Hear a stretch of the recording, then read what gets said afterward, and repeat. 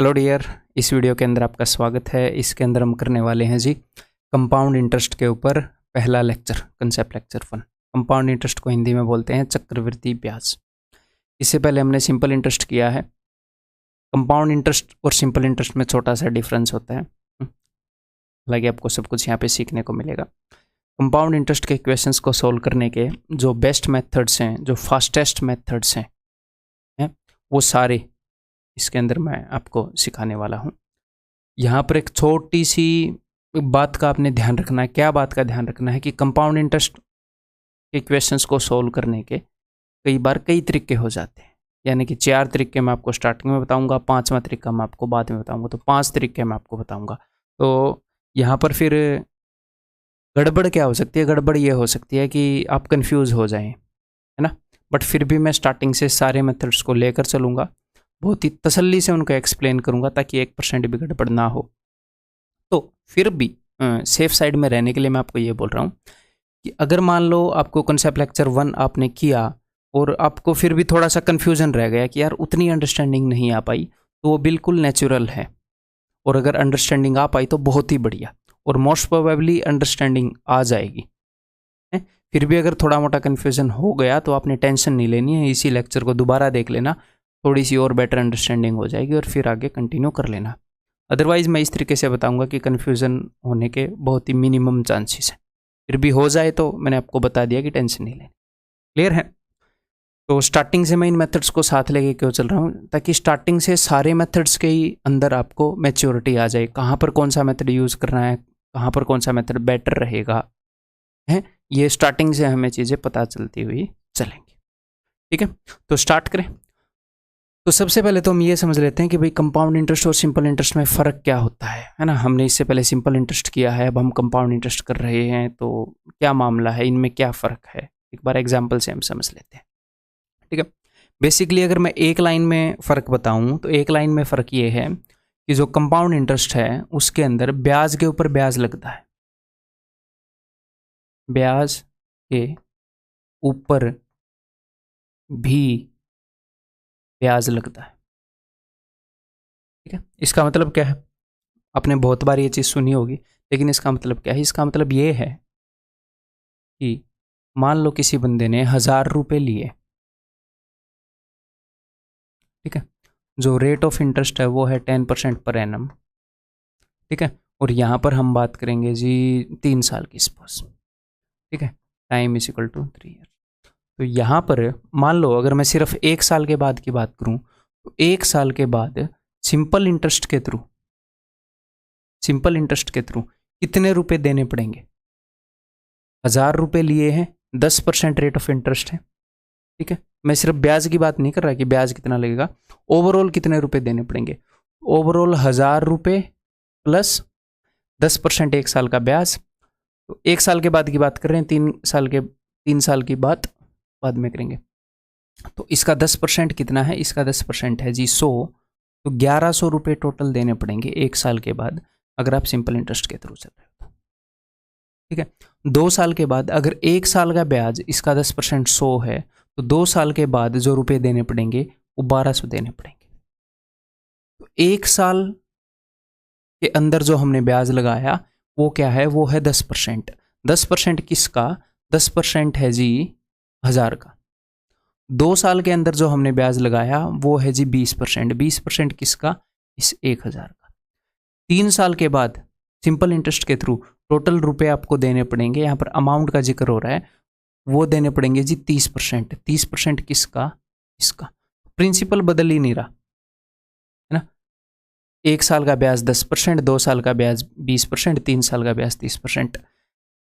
अब compound interest में क्या खेल आता है नया? कंपाउंड इंटरेस्ट में ये खेल आता है, अगर आप कंपाउंड इंटरेस्ट लगाते हैं तो बंदे ने 1000 रुपये लिए, अगर वो 1 साल के बाद लौटाएगा तो वो 1100 रुपये लौटाएगा। 1 साल के बाद तो सिंपल इंटरेस्ट और कंपाउंड इंटरेस्ट में कोई फर्क नहीं है। ब्याज आपका 1 साल में कितना लग रहा है? 10% लग रहा है। तो सिंपल इंटरेस्ट में मैंने इसका 10% लगाया तो 100 रुपये बना, 1100 हो गया। कंपाउंड इंटरेस्ट में भी मैंने इसका 10% लगाया तो इसका 10% 100 रुपये बना, 1100 हो गया। अब फर्क आएगा सिंपल इंटरेस्ट और कंपाउंड इंटरेस्ट में। क्या फर्क आएगा? अब ध्यान से सुनो। जब ये 1 साल हुआ तो जब सिंपल इंटरेस्ट के थ्रू मैंने रुपए दिए, तो सिंपल इंटरेस्ट के थ्रू जब हम रुपए देते हैं तो हम ये बोल देते हैं कि भाई 1 साल का ब्याज 10% है, 2 साल बाद देगा रुपए तो 20% ब्याज दे दियो, 3 साल के बाद देगा तो 30% ब्याज दे दियो। ये सिंपल सा मामला है।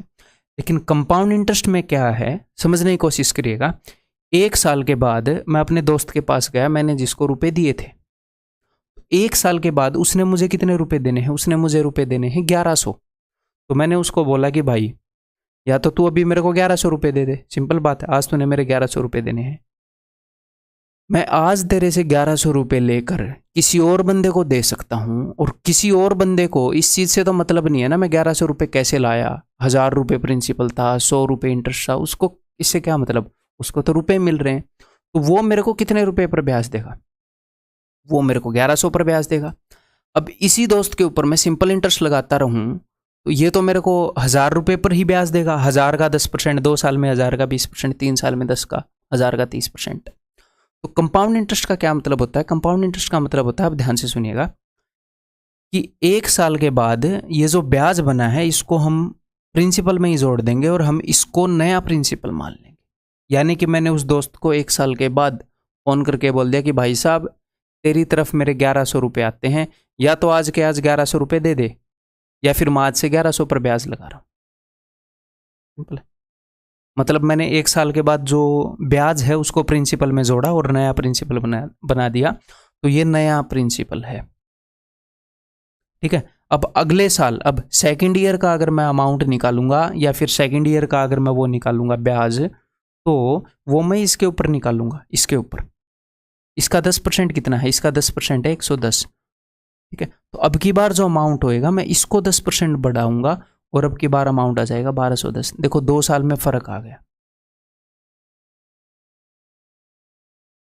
2 साल में सिंपल इंटरेस्ट क्या है 1200, कंपाउंड इंटरेस्ट कितना है 1210। ये फर्क क्यों आ गया, क्योंकि यहां पर ब्याज लग रहा था 1000 पर ही और यहां पर ब्याज लग रहा है 1100 पर, जो एक्स्ट्रा ब्याज जुड़ा है उसके ऊपर भी मैंने ब्याज लगा दिया। ठीक है, अभी हम बेसिक सा समझ रहे हैं। ठीक है, ज़्यादा टेंशन लेने की ज़रूरत नहीं है, बस चीज़ों को समझते हुए चलो। तो 2 साल के बाद में उस दोस्त के पास फिर से पहुंच गया कि भाई तेरे ऊपर 1210 रुपये हो गए, या तो आज 1210 रुपये मुझे दे दे, या फिर मैं 1210 पर ब्याज लगाऊंगा, क्योंकि दूसरे बंदे खड़े हैं भाई रुपए लेने के लिए, 1210 पर मुझे ब्याज देने के लिए। तो क्या हुआ, हर एक साल के बाद जो ब्याज है उसको मैं प्रिंसिपल में जोड़कर नया प्रिंसिपल बना लेता हूँ। इस सारे रुपए के ऊपर ब्याज लगेगा। तो अब की बार ब्याज लगेगा पूरे 1210 पर। इसका 10% कितना है, इसका 10% है 121। तो अब यहां पर कितना हो जाएगा, यहां पर हो जाएगा 1331। तो 3 साल के बाद अगर बंदा मुझे रुपए लौटाएगा तो उसको 1331 देने पड़ेंगे कंपाउंड इंटरेस्ट के हिसाब से, 1300 रुपये देने पड़ेंगे सिंपल इंटरेस्ट के हिसाब से। ये 31 रुपीज़ का फ़र्क क्यों आ गया, इसलिए आ गया क्योंकि कंपाउंड इंटरेस्ट के थ्रू जो भी ब्याज हमारा बन रहा था, हम सालाना उसको प्रिंसिपल में जोड़कर नया प्रिंसिपल बना रहे थे। हम सालाना अपने प्रिंसिपल को अपडेट कर रहे थे। ठीक है, सालाना ब्याज जोड़ के हम नए प्रिंसिपल पर कैलकुलेट कर रहे थे। और बिकॉज हम ये काम सालाना कर रहे थे, ईयरली कर रहे थे, तो इसी कारण इसको बोलते हैं। अब 6 महीने में ब्याज जोड़ना है या 1 साल में ब्याज जोड़ना है, कितने टाइम में ब्याज जोड़ना है, ये पता चलेगा कि हमारा जो इंटरेस्ट है वो कंपाउंडेड एन्युअली है या कंपाउंडेड सेमी एन्युअली है या कंपाउंडेड 3 मंथली है। कि भाई 3 महीने में ब्याज जोड़ना है प्रिंसिपल में, तो कंपाउंडेड 3 मंथली है कि 3 महीने में हम कंपाउंडिंग कर रहे हैं। 6 महीने में जोड़ना है तो हम 6 महीने में कंपाउंडिंग कर रहे हैं। हिंदी में इसको बोलते हैं कि वार्षिक संचयी। संचयी वार्षिक रूप से संचयी किया जाता है, 6 महीने में संचयी किया जाता है। ठीक, आगे जब हम क्वेश्चन करेंगे तो आप समझ जाओगे, इसकी टेंशन मत लेना टर्मिनोलॉजी की। क्लियर है जी, समझ में आ गया। अब कंपाउंड इंटरेस्ट और सिंपल इंटरेस्ट को एक और नजरिए से देखें। यहां पर एक और नजरिए से आप ऐसे देख सकते हो, देखो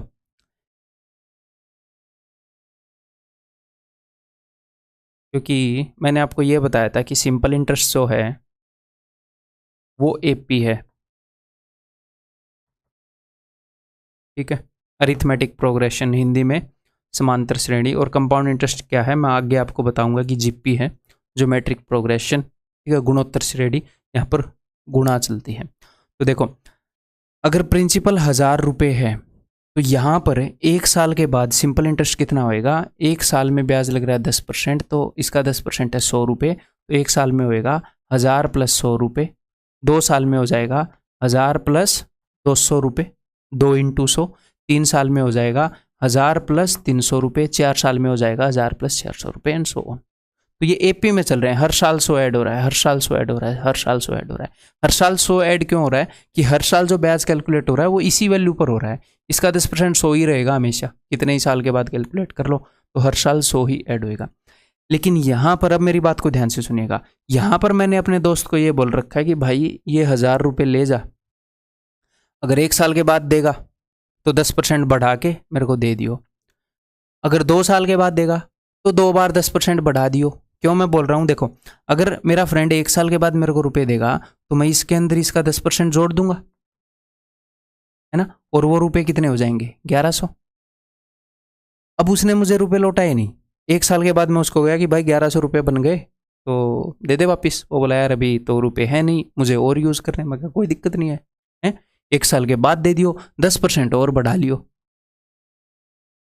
लेकिन अब की बार 10% क्या बढ़ेगा, अब की बार 10% बढ़ेगा ये नई वैल्यू, ठीक है, इसका 10% कितना है 110, तो 1210 हो जाएंगे। तो यहाँ पर मैंने उसको क्या बोल रखा है कि 1 साल के बाद देगा तो एक बार 10% बढ़ा लियो, है 1000 को 10% बढ़ाने के लिए मैं क्या करूँगा, 11/10 से गुणा कर दूंगा।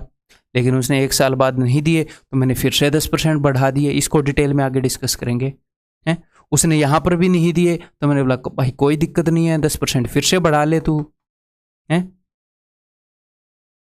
और यहाँ पर मेरे को 1331 रुपये दे दे 3 साल के बाद।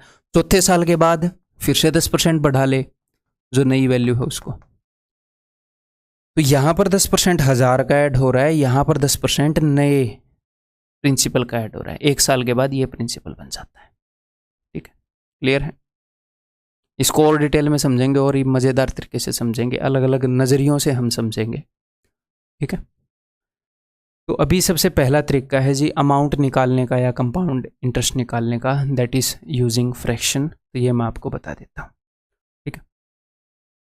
तो एग्जाम्पल एक ले लेते हैं, मान लो क्या एग्जाम्पल लूँ, मान लो 10,000 रुपये हैं, यही एग्जाम्पल ले लेते हैं, ठीक है, और रेट ऑफ इंटरेस्ट है 10% पर एनम, ठीक है जी, और टाइम है अपना 4 ईयर्स,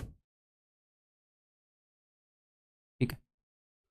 तो अब यहाँ पर मैं आपको एक अंडरस्टैंडिंग बताऊंगा, क्या अंडरस्टैंडिंग बताऊंगा, इसको इस नज़रिए से हम देखेंगे कि मान लो उस दोस्त ने मेरे से 10,000 रुपये लिए हैं, अगर वो 1 साल के बाद लौटाएगा तो मैं उससे कितने % रुपये ज़्यादा लूँगा, रेट कितनी है 10%, 1 साल में ब्याज कितना लग रहा है 10%। तो बेसिक सी बात यह है कि भाई 10,000 रुपये ले जा, 1 साल के बाद 10% एक्स्ट्रा दे दियो, 10% ब्याज लगा के। तो 1 साल के बाद 10% इंक्रीज़ करने का मतलब क्या होता है, परसेंटेज में हमने सीखा 10% बढ़ाने के लिए कितने गुना हो जाती है चीज़, 10% बढ़ाते हैं तो 11/10 गुना हो जाती है। तो 1 साल के बाद वो 10% ज़्यादा देगा, यानी कि जो भी वैल्यू उसने मुझसे ली उसके 11/10 गुना दे देगा। तो ये 1 साल के बाद की अमाउंट है। बट उस दोस्त ने मुझे बोला जब मैं 1 साल के बाद गया कि यार अभी भी रुपए नहीं है, शायद मैं 1 साल के बाद दूं, तो मैंने बोला कि ये जो अमाउंट हो गई है ना भाई, इसको प्रिंसिपल मान ले, अब ब्याज इस पूरी पर लगेगा, नहीं तो और भी बंदे खड़े हैं रुपए लेने के लिए, ठीक है। तो ये अपना नया प्रिंसिपल हो गया। तो अब अगर वो 1 साल के बाद देगा तो इस पूरी वैल्यू को मैं 11/10 गुना करूंगा। अब की बार ये प्रिंसिपल बन गया, इसको मैं 10% बढ़ाऊंगा। अब मैं 2 साल के बाद गया कि हाँ यार रुपए देने थे, फॉलो अप करना पड़ता है ना, नहीं तो बंदे रुपए देते नहीं है, ठीक है। तो 2 साल के बाद गया तो उसने बोला कि यार अभी भी रुपए नहीं है, तो मैं कहा कोई दिक्कत नहीं है, 10% और बढ़ा लो। उसने बोला 1 साल बाद दूंगा, तो कोई दिक्कत नहीं है। बस अब की बार मैंने जो ब्रैकेट के अंदर बंद कर दी, इस पूरी वैल्यू को मैं इसको कैलकुलेट नहीं कर रहा, कैलकुलेट करने की जरूरत नहीं है, गुणा तो कर लेंगे बाद में। इस पूरी वैल्यू को प्रिंसिपल मान ले और इसको 10% बढ़ा के दे दियो, यानी कि इसको 10% बढ़ाने का मतलब कि इतने रुपए दे दियो, टोटल इतने रुपए दे देना। फिर मैं 3 साल के बाद गया कि हाँ यार रुपए, तो बोला यार अभी भी नहीं है। तो मैं कहा कोई दिक्कत नहीं है भाई, 1 साल बाद देगा। बोला हाँ 1 साल बाद दूंगा। तो कोई दिक्कत नहीं है, अभी इसको प्रिंसिपल मान ले, ये पूरा प्रिंसिपल है। अभी ये जो पूरा प्रिंसिपल है इसको 10% बढ़ा के, यानी कि 11/10 गुणा करके इतने रुपए मुझे दे देना अगले साल। और अगले साल उसने मुझे रुपए दे दिए। अब हम इसको कैलकुलेट कर लेंगे।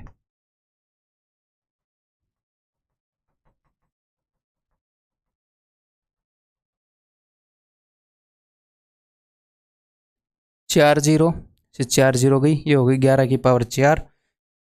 11 की पावर 4 होती है 14641। ये मुझे याद क्यों है ये आपको पता चल जाएगी थोड़ी देर में। तो ये क्या है, ये है भाई साहब अमाउंट, ये है मिश्र धन इतने रुपए, और अपना प्रिंसिपल क्या था, अपना प्रिंसिपल था ये। तो अगर कोई आपसे कंपाउंड इंटरेस्ट पूछे, कंपाउंड इंटरेस्ट आप बता सकते हो 10,000 रुपये की जगह 14,641 रुपये बंदा देगा, तो कंपाउंड इंटरेस्ट कितना हो जाएगा। ब्याज, ब्याज का मतलब होता है कि एक्स्ट्रा कितना दिया। तो ब्याज कितना दिया भाई साहब ने, ब्याज दिया अमाउंट माइनस प्रिंसिपल, 14,641 माइनस 10,000, ठीक है 4,641।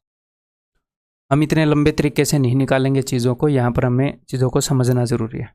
ऐसे ऐसे क्वेश्चंस को हम सेकंड्स में सीधा आंसर टिक कर सकते हैं, ठीक है। क्लियर है, ये समझ में आ गई बात। अब इसी बात को दूसरे नज़रिए से हम देखते हैं। जैसे यहाँ पर अगर आपने देखा हो कि रेट 10% है, 10% रेट का मतलब है कि 1 साल में रुपये कितने गुना हो जाएंगे, 10% बढ़ जाएंगे। 10% बढ़ना मतलब कितने गुना होना, 11/10 गुना। तो अब हम इस चीज़ को ऐसे देखा करेंगे, जैसे मैं अभी बताऊंगा। हम कैसे देखा करेंगे कि रेट 10% है, अच्छा तो 1 साल में कितने गुना हो जाएंगे रुपये, 1 साल में 11/10 गुना हो जाएंगे, ठीक है। टाइम 4 साल है, तो यहाँ पर देखो जो भी अपना प्रिंसिपल था वो 4 बार 11/10 गुणा कर दिया गया।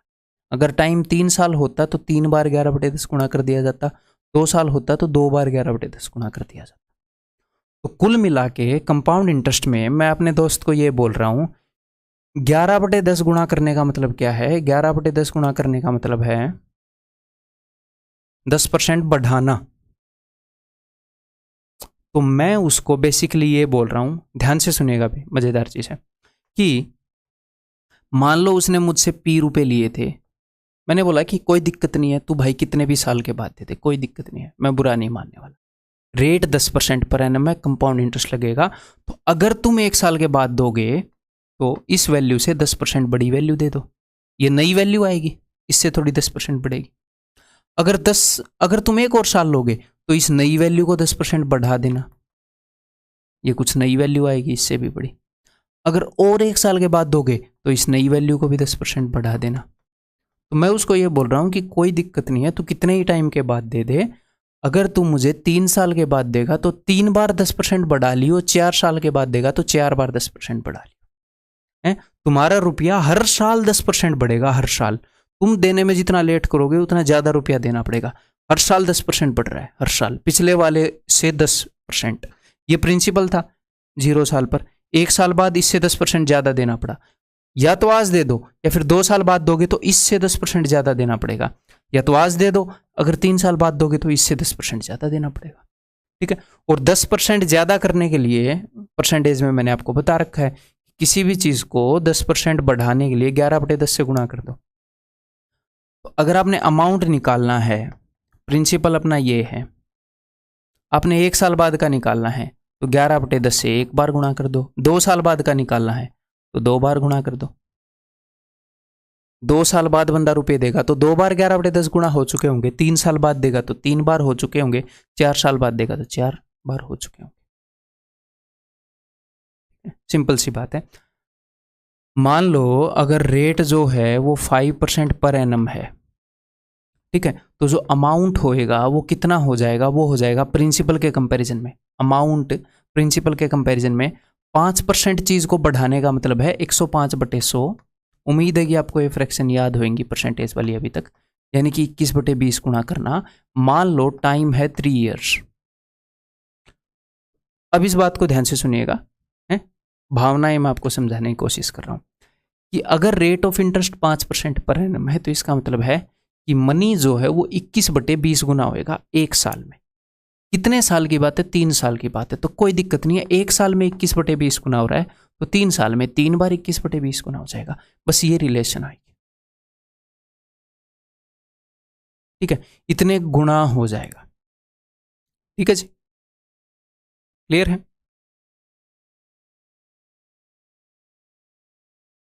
अगर मान लो रेट ऑफ इंटरेस्ट, अगर rate of interest 12.5% per annum है, ठीक है, और टाइम है जी 5 ईयर्स, और प्रिंसिपल है अपना पी, तो जो अमाउंट है ए वो प्रिंसिपल का कितने गुना हो जाएगा देखते हैं।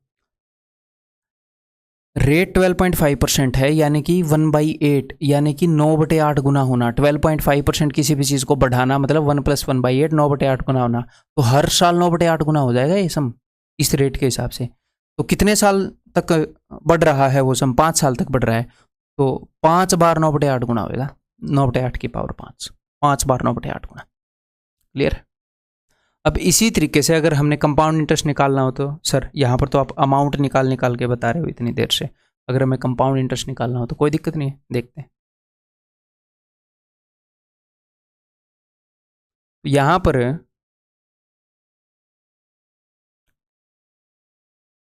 अगर यही सिचुएशन है, उस टाइम को 3 साल कर लेते हैं ताकि आप आसानी से समझ जाओ। मान लो यही सिचुएशन है, तो रेट के कारण मैं ये देखूंगा कि भाई कितने गुना हो रही है चीज़। 10% है, 10% बढ़ रही है हर एक साल, तो इसका मतलब 11/10 गुना हो रही है। फिर मैं देख रहा हूँ कि कितना टाइम है, टाइम है जी 3 साल, तो जो अमाउंट है वो 11/10 का 3 गुना, प्रिंसिपल है उसका इतने गुना हो गया अमाउंट। यहाँ पर अमाउंट की बात चल रही है, समझ में आ गई बात? हर साल चीज़ 11/10 गुना हो रही है इस रेट के कारण, तो 3 साल में इतने गुना हो जाएंगे वो सारे रुपए, इतने गुना रुपए देने पड़ेंगे। तो ये बात चल रही है कि अमाउंट निकालना है तो प्रिंसिपल का कितने गुना होएगा, तो ये हो जाएगा 1331/100। अगर आपने 1000 रुपए लेने लिए हैं तो 1331 देने पड़ेंगे। चीज का 11/10 गुना होने का मतलब क्या है कि पहले 10 थी तो 11 हो गई है। अगर मान लो 2 साल की बात कर रहे हैं तो इसका मतलब ये है कि पहले 100 थी तो अब 121 हो गई। अगर प्रिंसिपल 100 था तो अमाउंट 121 है। अगर 100 रुपए लिए थे तो 121 देने पड़ेंगे। यही बात यहाँ पर है कि अगर 1000 रुपए लिए थे तो इतने रुपए देने पड़ेंगे भाई। तो यहाँ पर ब्याज कितना है, अगर आपको अमाउंट निकालना है तो सिंपली इसको ऐसे कर दो कि भैया अमाउंट जो है वो प्रिंसिपल से इतने गुना है। ये लो भाई, 1000 से 1331 हो रखा है, ठीक है। अगर आपने कंपाउंड इंटरेस्ट निकालना है तो देख लो, 1000 रुपए प्रिंसिपल है तो 1331 अमाउंट हो गया है। तो ब्याज कितना लगा है? ब्याज लगा है 331, कितने पर? 1000 पर। तो जो हमारा कंपाउंड इंटरेस्ट है अगर आप वो निकालना चाह रहे हो तो आप ऐसे निकाल सकते हो। ये मैं आपको फ्रैक्शन वाला मेथड बता रहा हूँ, यूजिंग फ्रैक्शन, ठीक है, कि अमाउंट फ्रैक्शन में कितने गुना हो गया, कंपाउंड इंटरेस्ट कितने गुना हो गया। कंपाउंड इंटरेस्ट हो गया 331/1000। 1000 रुपए प्रिंसिपल है तो उसके ऊपर 331 कंपाउंड इंटरेस्ट लग रहा है। जो भी हमारा प्रिंसिपल है उसके इतने गुना है, ठीक है जी, 3310। अगर यहीं पर मैं आपको बोलूं कि रेट ऑफ इंटरेस्ट जो है वो 12.5% पर एनम है,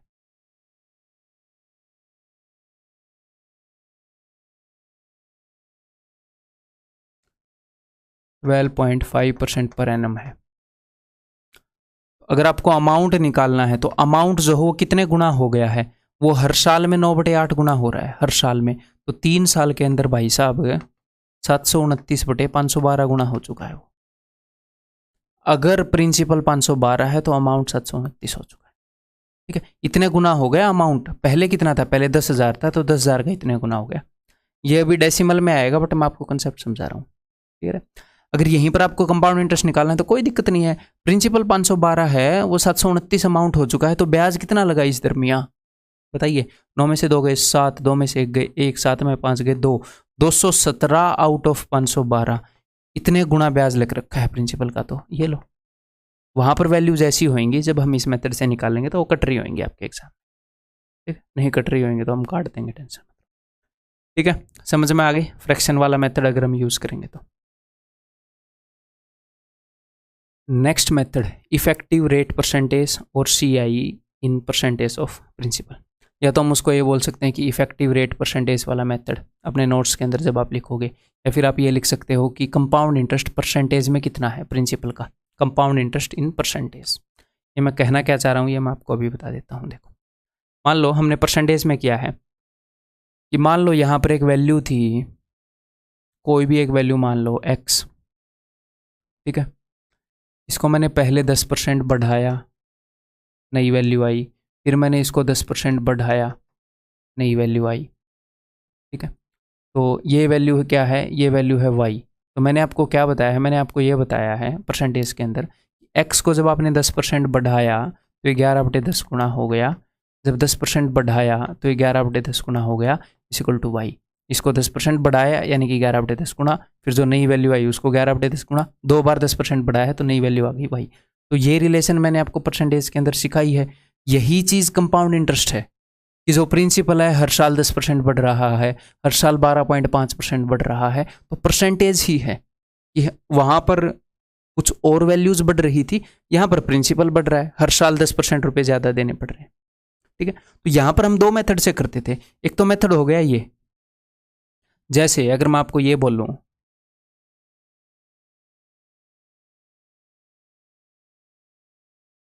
कि 500 रुपये हैं, ठीक है, तो हर साल जो रेट ऑफ इंटरेस्ट है, हम अपना क्वेश्चन ही कर लेते हैं कि प्रिंसिपल मान लो अपना है वही 1000 रुपये मान लेते हैं, rate of interest is 10% per annum, ठीक है, time is equal to 3 year. अगर मैं आपको ये बोलता हूँ कि भाई 3 साल के बाद अपना अमाउंट कितना होगा, हमने अमाउंट बताना है, तो आप क्या बोलोगे, आप ये बोलोगे कि भैया ये जो 1000 रुपये हैं, वैसे तो हम डायरेक्टली निकाल सकते हैं बट मैं आपको समझा रहा हूँ कि 1000 रुपये हैं, पहले ये 10% बढ़ाए हमने, कुछ ना कुछ बन गया होगा, फिर हमने फिर से 10% बढ़ाए, फिर कुछ ना कुछ वैल्यू बनेगी, फिर हमने 10% बढ़ाए, हमने 3 बार 10% बढ़ाने हैं जी, यानी कि 1000 रुपये को मैं 3 बार 11/10 से मल्टीप्लाई करूँगा। अभी तक हम ये समझ चुके हैं, ठीक है। या फिर मैं आपको एक और बात बता चुका हूँ, क्या बात बता चुका हूँ कि अगर कोई वैल्यू है वो सक्सेसिवली ऐसे बढ़ रही है कि पहले A% बढ़ी, फिर B% बढ़ी, फिर C% बढ़ी, तो आप डायरेक्टली देख सकते हो, आप डायरेक्टली देख सकते हो। मान लो अपने पास एक वैल्यू है A, ये पहले 10% बढ़ी है, फिर उसके बाद जो नई वैल्यू आई वो फिर से 20% बढ़ गई, तो आप डायरेक्टली देख सकते हो कि ओवरऑल कितने परसेंट का फर्क लगा, ओवरऑल कितने परसेंट बढ़ गई वैल्यू अगर इसके अंदर ये 2 चेंज आए हैं। तो उसके लिए मैंने आपको फॉर्मूला बताया है, अगर यहाँ पर A% का चेंज आया है और यहाँ पर B% का चेंज आया है तो A + B + A × B/100, ये मैंने आपको फॉर्मूला बताया था। कंपाउंड इंटरेस्ट क्या है, कंपाउंड इंटरेस्ट यही है कि भैया रुपये कितनी स्पीड से बढ़ रहे हैं, तो बस वही है। यहाँ पर रुपए बढ़ रहे हैं, वहाँ पर कोई भी वैल्यू बढ़ रही थी परसेंटेज के अंदर, कभी गायों की संख्या बढ़ रही थी, कभी बकरियों की संख्या बढ़ रही थी, कभी जनसंख्या बढ़ रही थी, ठीक है, डजंट मैटर। क्लियर है, ये बात समझ में आ गई। तो यहाँ पर हो क्या रहा है, हमारे रुपए हर साल 10% बढ़ रहे हैं, अगर रेट ऑफ इंटरेस्ट 10% है तो एक साल के बाद 10% ज़्यादा, फिर नई वैल्यू 10% ज़्यादा, फिर नई वैल्यू 10% ज़्यादा, तो हमेशा नई वैल्यू बढ़ रही है। ये सक्सेसिव वाला हम लगा सकते हैं, सक्सेसिव परसेंटेज चेंज, ठीक है। तो या तो आप ऐसे हर स्टेप लिख के कर सकते हो, या फिर आप ऐसे भी कर सकते हो कि आप ओवरऑल चीज कितने परसेंट बढ़ी ये देख सकते हो कि चीज ओवरऑल कितने परसेंट बढ़ गई, यानी कि मुझे ये पता लग जाएगा कि जो ओवरऑल, अगर मान लो ये वैल्यू यहां से यहां जाने में ओवरऑल x% बढ़ गई, तो ब्याज तो x% लग गया ना, 1000 से x% ज़्यादा हो गई, यहाँ पर तो x% ब्याज लग गया। तो अगर मुझे कंपाउंड इंटरेस्ट निकालना है तो डायरेक्टली मुझे पता लग जाएगा कंपाउंड इंटरेस्ट परसेंटेज में कितना है। तो सर इस केस में कितना है अभी पता करते हैं। देखो,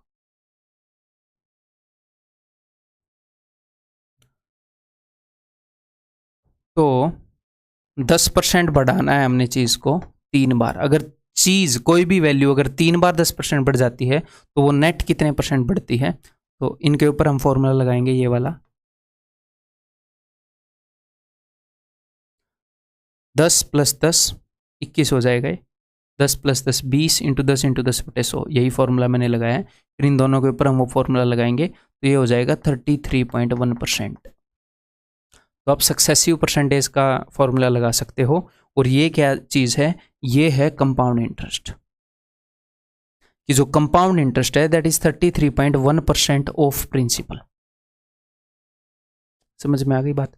नॉर्मली 3 सालों के अंदर सिंपल इंटरेस्ट कितना होना था, सिंपल इंटरेस्ट होना था, अगर 1 साल का इंटरेस्ट 10% है तो 3 साल का सिंपल इंटरेस्ट होना था 30%। अब कंपाउंड इंटरेस्ट कितना हो गया, कंपाउंड इंटरेस्ट हो गया 33.1%। ज़्यादा क्यों हो गया सर ये? सर ये इसलिए ज़्यादा हो गया क्योंकि कंपाउंड इंटरेस्ट के अंदर बीच बीच में हम ब्याज भी जोड़ दे रहे थे, तो हमें ज़्यादा ब्याज मिल रहा था, ब्याज को भी जोड़कर प्रिंसिपल बना दे रहे थे, तो देखो सिंपल इंटरेस्ट से ज़्यादा हो गया ना। तो यहाँ पर आप ये वाला मेथड भी लगा सकते हो, और यहाँ पर मैं आपको 3 वाला मेथड भी बता दूंगा। अगर कोई भी वैल्यू के अंदर 3% चेंज आ जाए सक्सेसिवली, मैंने परसेंटेज के अंदर आपको मना किया था, वहाँ पर मैं नहीं बताना चाह रहा था, बर्डन नहीं डालना चाह रहा था। 3 सालों की कंबाइंड रेट निकालने के लिए, या 3 साल में ब्याज कितना लगा कंपाउंड इंटरेस्ट, वो निकालने के लिए काफ़ी हेल्पफुल है, तो इसलिए मैं यहाँ पर बता देता हूँ, ठीक है। और इसको याद करने का तरीका भी आपका बता देता हूँ। अगर आपको 3 कंबाइंड परसेंटेज चेंज, 3% चेंज जो सक्सेसिव है उनका कंबाइंड परसेंटेज चेंज निकालना हो, तो वो होएगा, टेंशन मत लेना कि ये डिफिकल्ट है, मैं आपको याद करने का तरीका बता दूंगा।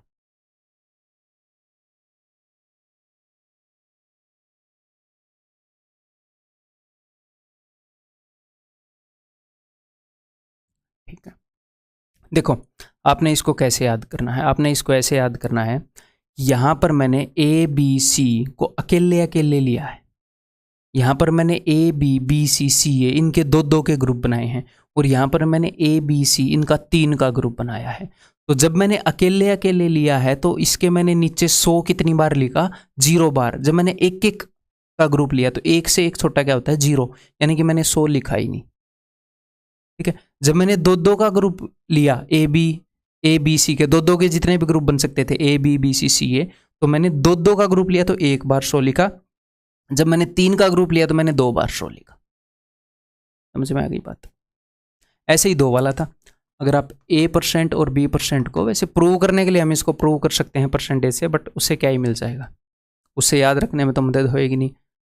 तो आप खुद प्रूव करके देख सकते हो, 3 डिफरेंट वैल्यूज लेके प्रूव करके देख लो, ये आ जाएगा। याद करने में मदद मिलेगी जैसे मैं बता रहा हूँ ऐसे, ठीक है।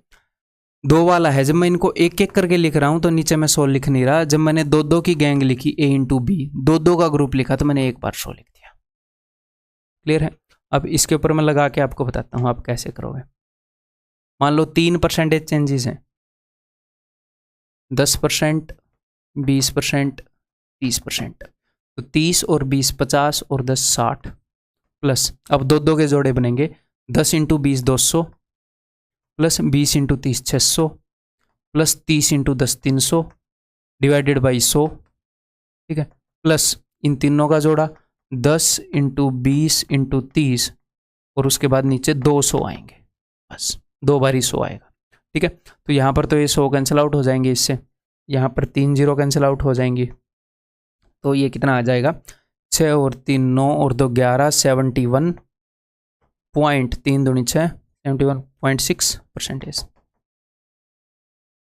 और जो रेट ऑफ इंटरेस्ट है, रेट ऑफ इंटरेस्ट तो जनरली तो सेम ही होगी, एक आधी बार चेंज भी हो सकती है, आगे क्वेश्चन करेंगे, बट वो तो सेम ही रहेगी 99% ऑफ द केसेस में, वो तो सेम ही रहेगी। तो ये और भी इजी हो जाएगा, कैसे, 10 10 10 इसका 3 गुना 30%, प्लस इन दोनों का जोड़ा बनेगा 10 × 10 कितना होएगा 100, फिर इन दोनों का जोड़ा भी 100, इन दोनों का जोड़ा भी 100, तो इसी का 3 गुना हो गया 100 का, बटे में 1 बार 100, और आगे 10 × 10 × 10 बटे में 2 बार 100,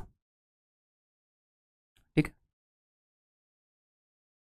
ये देखो 30 और 3 33.1%, यही अपना आया था कि 33.1% हो गया।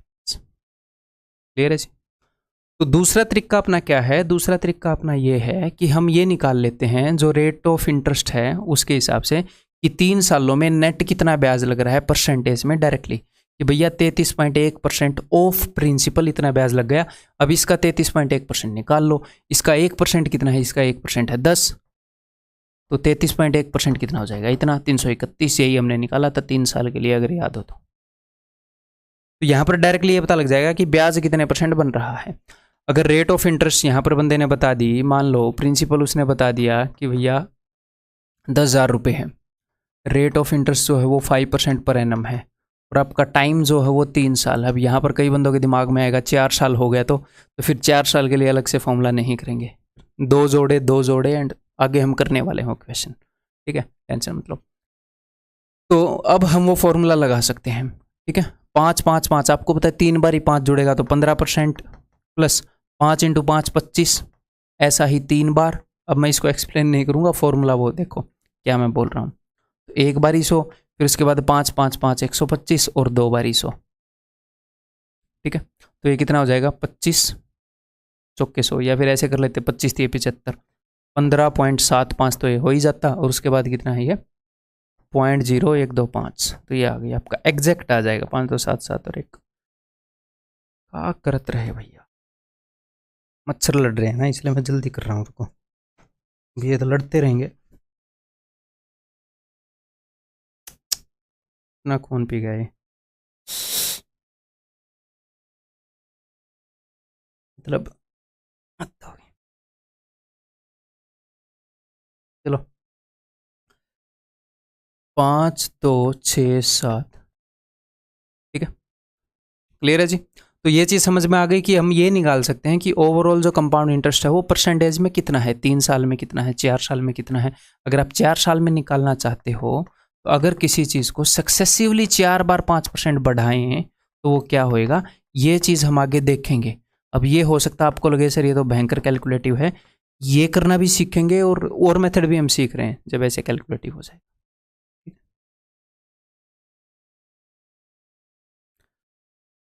मतलब उसने जम के दावत उठाई उस मच्छर ने, अब तक पैर। चलो नेक्स्ट मेथड क्या है, नेक्स्ट मेथड है जी रेशियो मेथड। तो रेशियो मेथड मैं आपको कुछ चीज़ें याद करवाऊंगा, लेकिन चीज़ें याद करवाने से पहले मैं आपको एक बार समझाना चाह रहा हूँ कि रेशियो मेथड क्या है, ठीक है। देखो जी, हमारे पास मान लो मैंने पी रुपये किसी को दिए, और पी रुपये को ये मैंने पिक्टोरियली रिप्रेजेंट किया है ताकि आपको समझ में आए, थोड़ा सा ज़्यादा समझ में आए, आप विजुलाइज कर पाओ।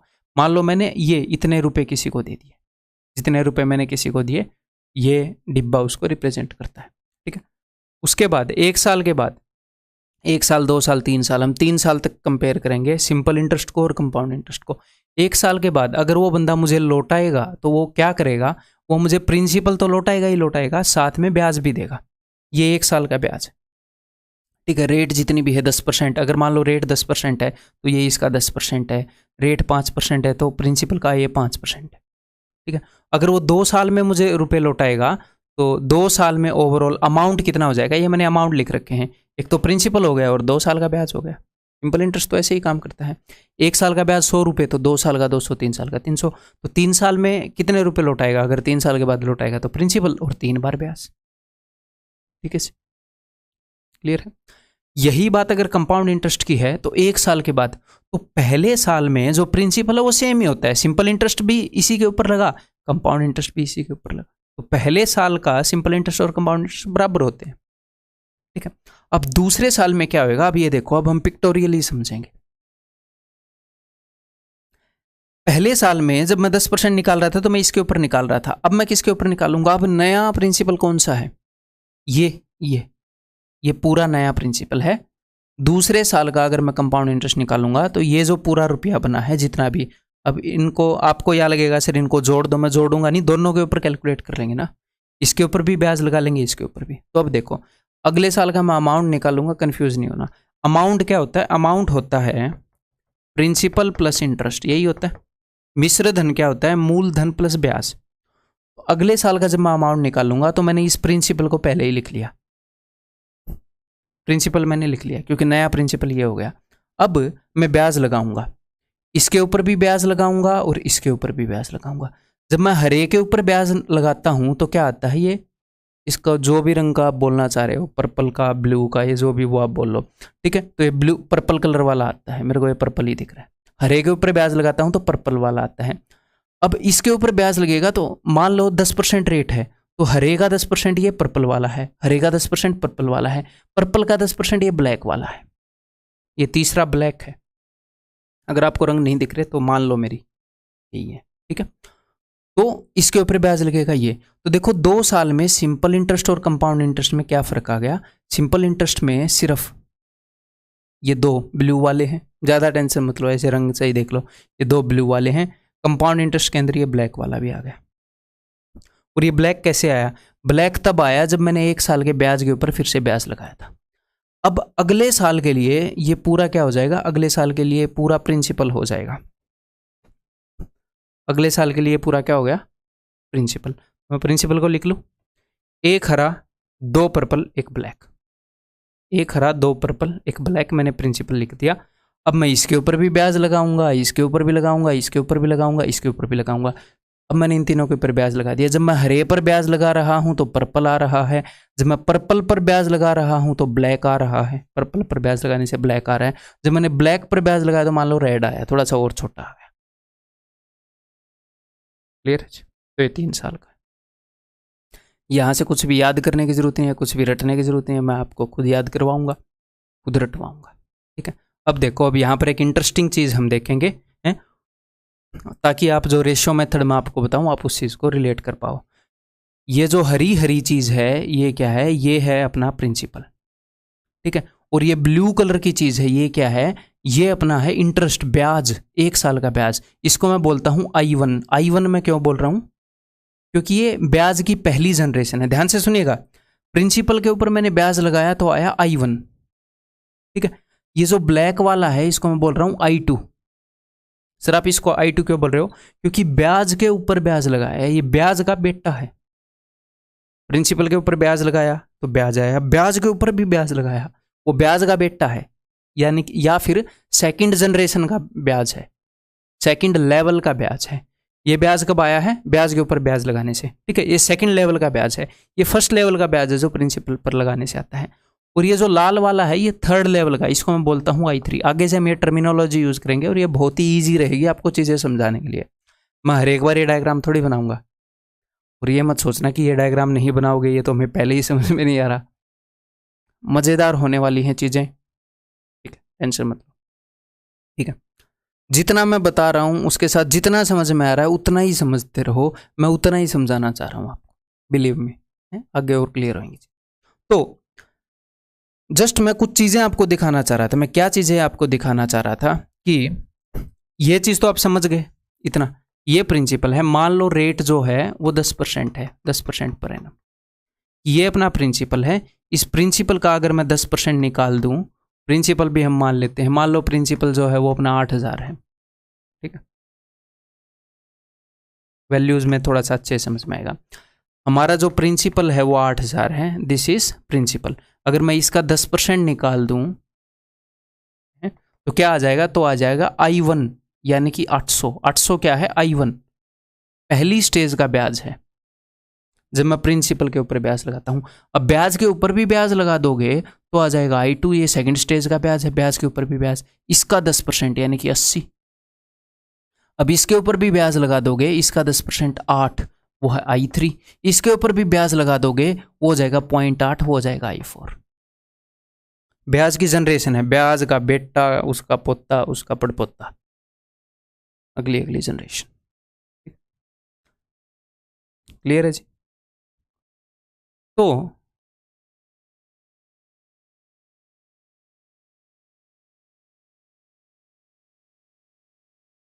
देखो,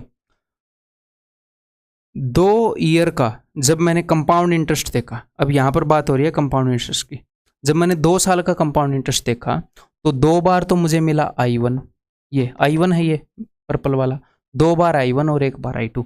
इसके लिए रेशियो है 2:1। धीरे धीरे आप चीज़ों को समझोगे, टेंशन नहीं लेनी। जब मैंने 3 साल का कंपाउंड इंटरेस्ट देखा, कंपाउंड इंटरेस्ट क्या होगा, प्रिंसिपल ये था, पूरा अमाउंट ये हो गया, ये पूरा अमाउंट हो गया, 2 साल से चलते हैं। प्रिंसिपल ये है, 1 साल से ही चलते हैं, प्रिंसिपल ये है, ये पूरा अमाउंट है, इसमें से प्रिंसिपल को घटा दो ब्याज हो जाएगा। ऐसे ही सिंपल इंटरेस्ट में देखो, ये पूरा अमाउंट है, इसमें से प्रिंसिपल को घटा दो, ये ब्याज हो जाएगा। तो 1 साल के बाद सिंपल इंटरेस्ट और कंपाउंड इंटरेस्ट बराबर हैं? जी हाँ, बराबर हैं। ओके जी, ये प्रिंसिपल है हरा हरा। 2 साल के बाद अमाउंट इतना है तो प्रिंसिपल को हटा दो, जो भी बच गया वो ब्याज ही है, प्रिंसिपल के अलावा एक्स्ट्रा जो भी रुपए हैं। तो 2 बार तो I1 आया, 1 बार I2 आया। अगर मैं 3 साल की बात करूं 3 साल का अमाउंट है कंपाउंड इंटरेस्ट से, तो प्रिंसिपल को हटा दो। 3 बार I1 आया, 3 बार I2 आया और 1 बार I3 आया। 3 बार I1 आया, 3 बार I2 आया, 1 बार I3 आया, तो 3 3 1। ठीक है, ये सबसे पहले वाला क्या है I1, अगला क्या है I2, 2I1 I2, 3I1 3I2 1I3। जब मैं इसके ऊपर 1-2 क्वेश्चन करवाऊंगा तो बहुत ही आसान हो जाने वाला है। सर अगर 4 साल का पूछे, 5 साल का पूछे तो वही बताऊंगा, टेंशन मत लो। एक आधे एग्जाम्पल अभी करेंगे और इस चीज़ को स्ट्रॉन्ग करने के लिए। तो भैया 2 ईयर के लिए हमने एक रेशियो याद करना है या फिर ये वैल्यूज़ याद करनी है। ठीक है, 2:1। 3 ईयर के लिए, वैसे इसके अंदर रेशियो की अंडरस्टैंडिंग का कोई लेना देना है नहीं, फिर भी रेशियो मेथड के नाम से फेमस है तो मैं अलग से क्यों नाम दूँ ना, फालतू में क्यों दिमाग लगाएं। 3:3:1। अगर मैं 4 ईयर की बात करूं तो इट इज़ 4:6:4:1। सर ये आ कैसे रहे हैं, कोई दिक्कत नहीं है, अभी मैं आपको बता देता हूँ आपने याद कैसे करने हैं। एक्चुअल में अगर आप 2 साल का निकाल रहे हो तो ये 11 के स्क्वायर से आया है। 11 का स्क्वायर क्या होता है 121। पहले वाले 1 को हटा दिया गया है क्योंकि पहले वाला 1 रिप्रेजेंट करता है प्रिंसिपल को। ठीक है, और ये दोनों रिप्रेजेंट करते हैं किसको, कंपाउंड इंटरेस्ट को।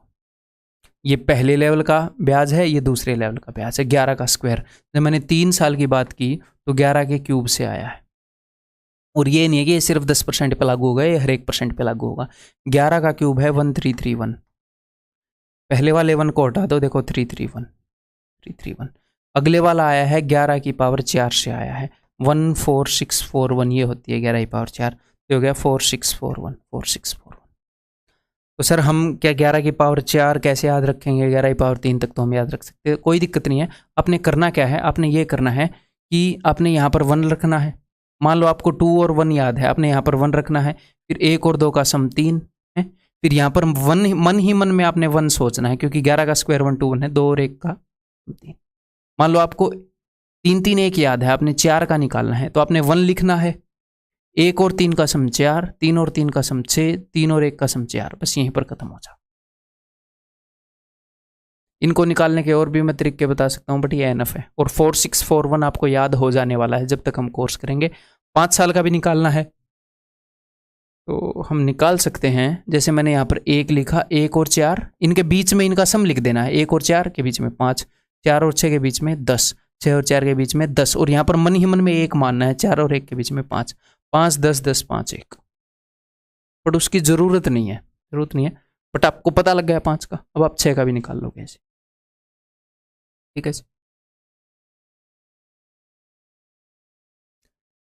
मेन बात है कि मैं आपको इसका यूज़ करना बताऊंगा, तब आप समझोगे कि हाँ मामला क्या चल रहा है। अभी तक अगर आप कम भी समझे हो तो दिक्कत नहीं है, इट इज़ एक्सपेक्टेड कि आप कम समझो। ठीक है, अब इसको यूज़ करते हैं भाई। मान लो प्रिंसिपल है भाई साहब 8000, ठीक है, रेट है 10% पर एनम, और मैंने आपको बता दिया, मैंने आपसे पूछ लिया कि 2 साल का CI बताओ, तो आपको मैंने एक चीज़ बताई थी कि भैया 2 साल का जो CI होता है उसके लिए रेशियो तो 2:1 है। तो आपने करना क्या है, अगर आप 2 साल का CI निकाल रहे हो ना, आप मेरी बात को अब ध्यान से सुनो, अगर आप 2 साल का CI निकाल रहे हो तो 2 लेवल के ब्याज निकालो। जैसे प्रिंसिपल जो है अपना, प्रिंसिपल कितना है 8000, तो पहले लेवल का ब्याज कितना होएगा, यानी कि I1, इसका 10%, इसका 10% कितना होएगा 800। दूसरे लेवल का ब्याज निकालो, 2 लेवल के ब्याज निकाल लो, इसका 10% कितना होएगा 80। ये निकालने में कोई जोर आएगा नहीं आएगा। और फिर 2:1, ये 2 बार आएगा, ये 1 बार आएगा, ये 2 बार आएगा, ये 1 बार आएगा, यानी कि 800 दूनी 1600 जमा में 80, 1680 रुपये ब्याज हो जाएगा बस। अब बहुत ज़्यादा खुश होने की जरूरत नहीं है, एक बार फिर से समझा रहा हूँ, ये समझो क्या है वो समझना ज़्यादा ज़रूरी है। ठीक है, सिर्फ ये नहीं कि मेथड फास्ट है तो खुश हो गए। मैं कहना ये चाह रहा हूँ कि भाई साहब जो 2 साल का कंपाउंड इंटरेस्ट होता है उसके अंदर जो पहले लेवल का ब्याज आता है वो 2 बार आता है, और जो सेकंड लेवल का ब्याज आता है वो 1 बार आता है। ये मैं आपको पिक्टोरियली समझा चुका हूँ। 2 साल के CI के अंदर जो I1 है वो 2 बार आता है, और जो I2 है वो 1 बार आता है। तो मैं अगर इस क्वेश्चन को मुझे करना है तो मैं कैसे करूंगा, मैं ऐसे करता इस क्वेश्चन को। देखो 2 साल के कंपाउंड इंटरेस्ट का रेशियो 2:1 है, तो मैं इनको ऐसे वर्टिकली लिखता हूँ 2:1। तो मैं सबसे पहले लेवल पर लिखता हूँ पहले लेवल का ब्याज, इसका 10% 800, फिर इसका भी 10% यानी कि 80, फिर मैं ऐसे 1600 और 80, ये दोनों मिला के 1680। अगर हमें 3 साल का कंपाउंड इंटरेस्ट लिखना है तो 3 साल का रेशियो क्या है 3:1, तो मैं ऐसे लिख देता। तो सबसे ऊपर आएगा पहले लेवल का ब्याज, इसके ऊपर ब्याज निकालोगे, इसका 10% 800, फिर इसके ऊपर इसका 10% यानी कि 80, फिर इसका 10% यानी कि 8। अब इसको कर लो कैलकुलेट, ये 2400, ये 240 और ये 8। 3 साल में इतना ब्याज बनता है, तो 2648। क्लियर, समझ में आ गई बात। ऐसे ही अगर 4 साल का देखोगे तो 4641। ये थोड़ा सा पॉइंट में आ जाएगा बट कोई दिक्कत नहीं, निकाल लेते हैं। देखो सबसे पहले लेवल का ब्याज यानी कि इसके ऊपर ब्याज लगाओगे 800, अब इसका 10% निकालोगे 80, अब इसका 10% निकालोगे 8, अब इसका 10% निकालोगे 0.8। इन सबको जोड़ दो निकाल के, तो ये हो गया 3200, 8 से 48 480,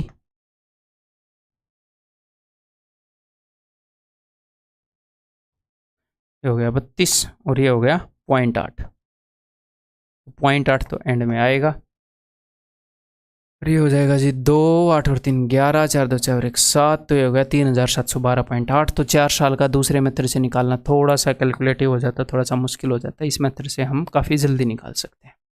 ठीक है, हम काफ़ी लिख रहे हैं, लेकिन जब तक हम एग्जाम के अंदर जाएंगे तो हम इसके अंदर एक्सपर्ट हो जाएंगे, इसको हम बहुत स्पीड में लिख सकते हैं। ठीक है, अभी तो ये शुरुआत है, बहुत सारे क्वेश्चन हम करने वाले हैं। सो ये अपना दूसरा मेथड हो गया। कौन सा मेथड हो गया जी? Ratio method. तो 2 साल, 3 साल, 4 साल के रेशियो मैंने आपको लिखवा दिए। 2 साल का 2:1, 3 साल का 3:1, 4 साल का 4:6:4, 5 का 6 का 7 का हम निकाल सकते हैं, बट जरूरत नहीं। अब आगे बढ़े। नेक्स्ट मेथड जो हमारे पास है that is using amount and CI in GPA। कितना लंबा हो गया ये लेक्चर? 52 मिनट का हो गया, तो ठीक है 1.5-2 घंटे तक मैक्स है, वैसे 1.5 घंटे तक हो जाएगा। आगे हम कुछ क्वेश्चन करेंगे, इन मेथड को लगाएंगे तभी हमें समझ में आएंगी बातें। Using amount and CI are in GP, हम इस चीज़ को यूज़ करें।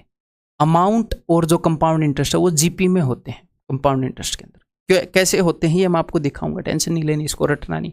देखो मान लो अपना प्रिंसिपल जो है वो है जी 1000 रुपये, वही अपना, ज़्यादा रुपये हम उधार नहीं दे सकते, इतने हैं नहीं अपने पास। ठीक है, जो रेट है दैट इज़ 10% पर एनम, और जो टाइम है दैट इज़ 3 ईयर। ठीक है, ओके। तो प्रिंसिपल कितना है भाई साहब? प्रिंसिपल 1000 रुपये है। 1 साल के बाद का अमाउंट कितना होगा? इससे 10% ज़्यादा होएगा, यानी कि 1100 होएगा, इससे 10% ज़्यादा। तो इसको किससे गुणा करने पर आएगा? वो इसको 11/10 गुणा करने पर आएगा।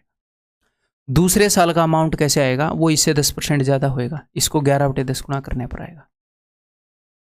तीसरे साल का अमाउंट कैसे आएगा? इसको 11/10 गुणा करने पर आएगा।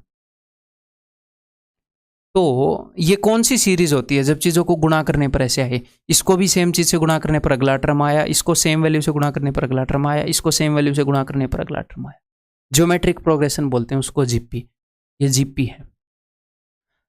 कहना मैं क्या चाह रहा हूं, अगर rate of interest 10% per annum है, तो आपको अगर मैं ये बोल दूं कि 100th ईयर, 100वें ईयर के बाद मान लो 10,000 हो गया अपना अमाउंट, तो 101वें ईयर के बाद क्या होएगा? 10% बढ़ा दो। अगर रेट 10% है तो 10% बढ़ा दो।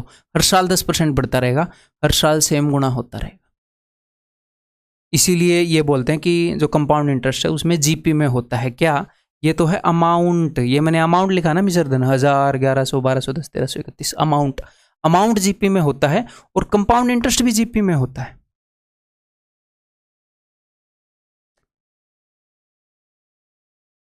कंपाउंड इंटरेस्ट भी GP में होता है। ये फर्स्ट ईयर की बात है, ये सेकंड ईयर की बात है, ये थर्ड ईयर की बात है। इसका मतलब होता है 1 और इसका मतलब होता है फर्स्ट, इन दोनों में फर्क होता है, पता है आपको?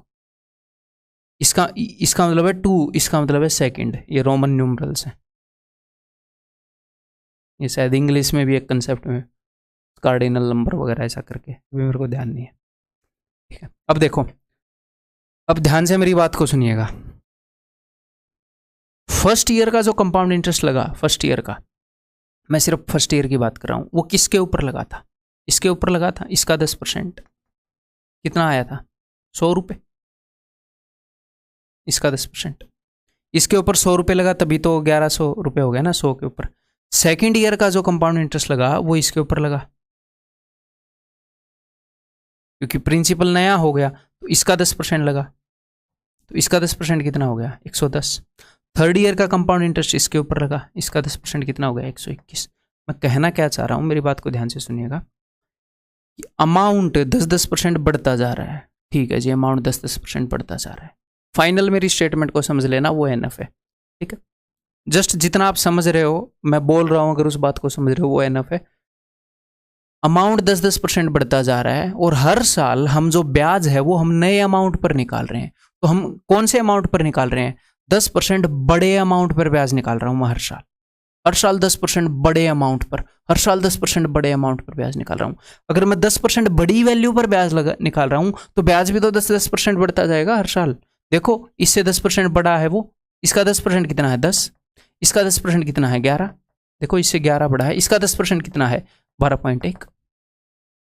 तो जो कंपाउंड इंटरेस्ट है ना, पहले साल का, दूसरे साल का, तीसरे साल का, चौथे साल का, वो भी जीपी में होता है। पहले साल का जितना भी है, सिर्फ पहले साल का, अगले साल का, दूसरे साल का, मैं 2 साल का नहीं बोल रहा, मैं दूसरे साल का बोल रहा हूं, दूसरे साल का उससे जितनी भी रेट है उतने % बड़ा होगा, तीसरे साल का उससे। तो इसको हम यूज कैसे करेंगे भाई? इसको हम ऐसे यूज करेंगे। देखो, प्रिंसिपल है 1000 रुपये, रेट है 10% पर एनम, 3 साल का निकालना है। तो जस्ट फर्स्ट ईयर का कंपाउंड इंटरेस्ट बताओ क्या होगा? फर्स्ट ईयर का कंपाउंड इंटरेस्ट होएगा इसका 10%।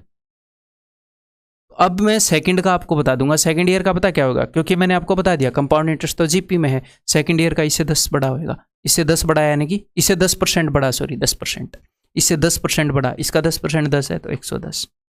थर्ड ईयर का, इकलौते थर्ड ईयर का, इससे 10% बड़ा होएगा।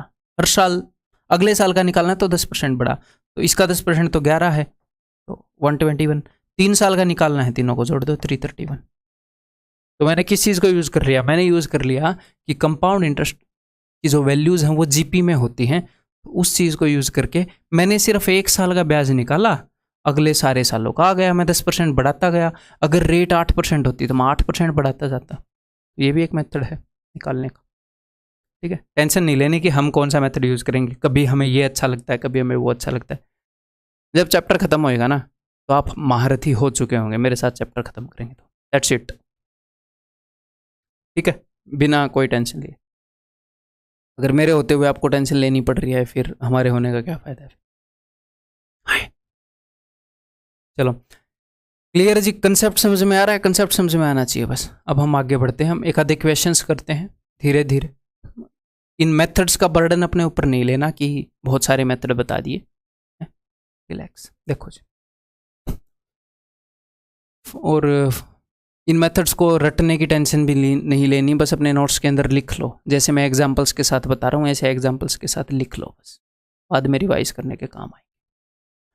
फाइंड द कंपाउंड इंटरेस्ट, यहाँ पर हमने कंपाउंड इंटरेस्ट निकालना है, of the sum given below compounded annually. Compounded annually का क्या मतलब है, आगे समझ में आ जाएगा, जैसे मैं बता चुका हूँ, आगे भी समझ में। देखो कि प्रिंसिपल 1250 है, रेट 20% है, टाइम 3 साल है। तो सबसे पहले मेथड से मैं निकालूंगा अपने फ्रैक्शन वाले मेथड से। ठीक है जी, रेट अगर 20% है तो हर एक साल सम कितना हो रहा है? 6/5 गुना 20% है,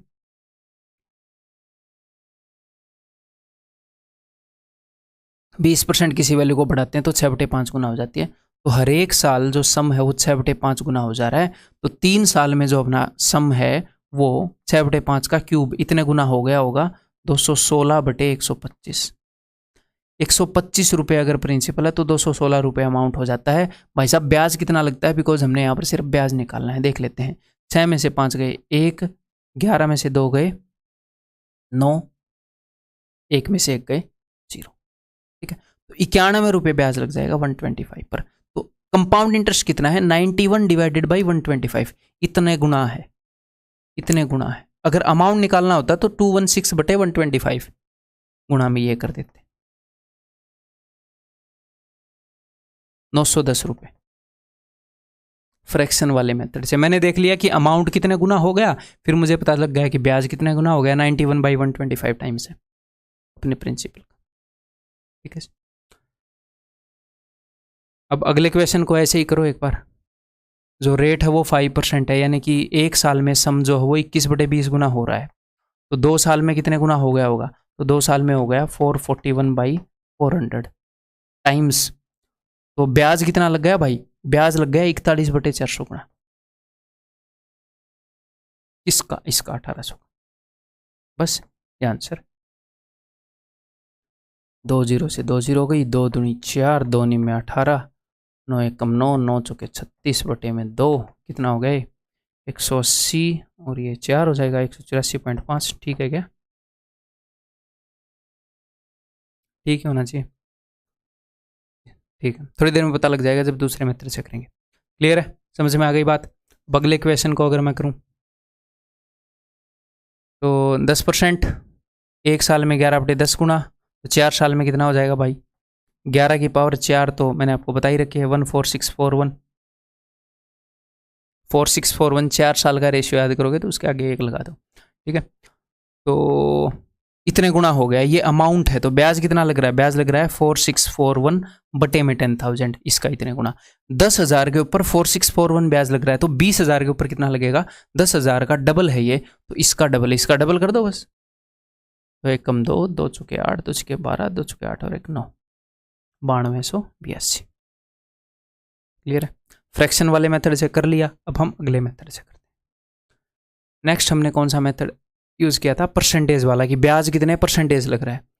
अब वो मेथड यहाँ पर इफेक्टिव हो ना हो, हम सीखने के लिए सारे मेथड यहाँ पर यूज करने वाले हैं।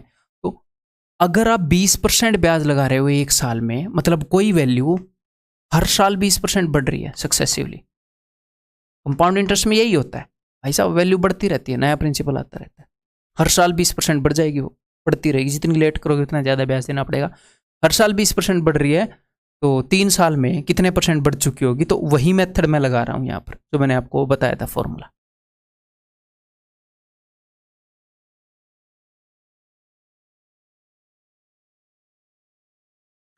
अगर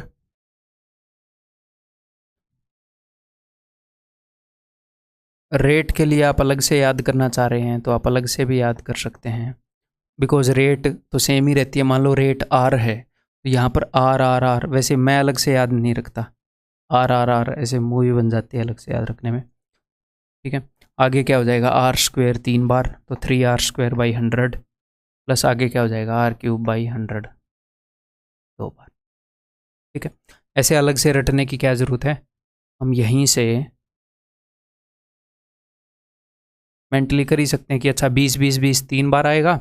टोटल ब्याज कितने परसेंट बन रहा है ये मैं देख रहा हूँ, 60% बनेगा, प्लस 20 इंटू 20 क्या होता है जी 400, यही चीज़ 3 बार होएगी, बटे में 100, प्लस 20 अगर 3 बार आया तो 8,000 हो जाता है, 20 का क्यूब याद होना चाहिए, और बटे में, तो 3 जीरो से 3 जीरो गई, 2 जीरो से 2 जीरो गई, 4 3 12, 72.8%।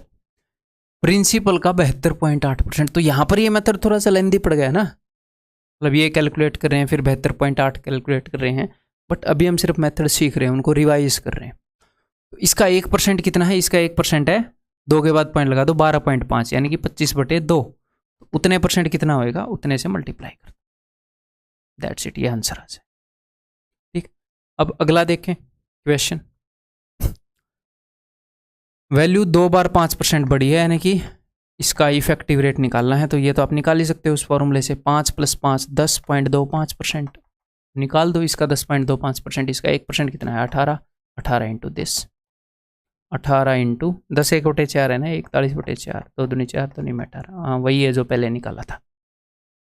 क्लियर है, नेक्स्ट 10% 4 बार,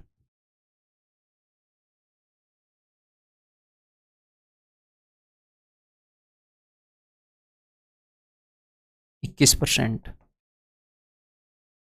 21%। अभी आपको एक छोटी चीज़ और बताऊंगा, इसके ऊपर फिर से वो फॉर्मूला लगाओगे तो 46.41%।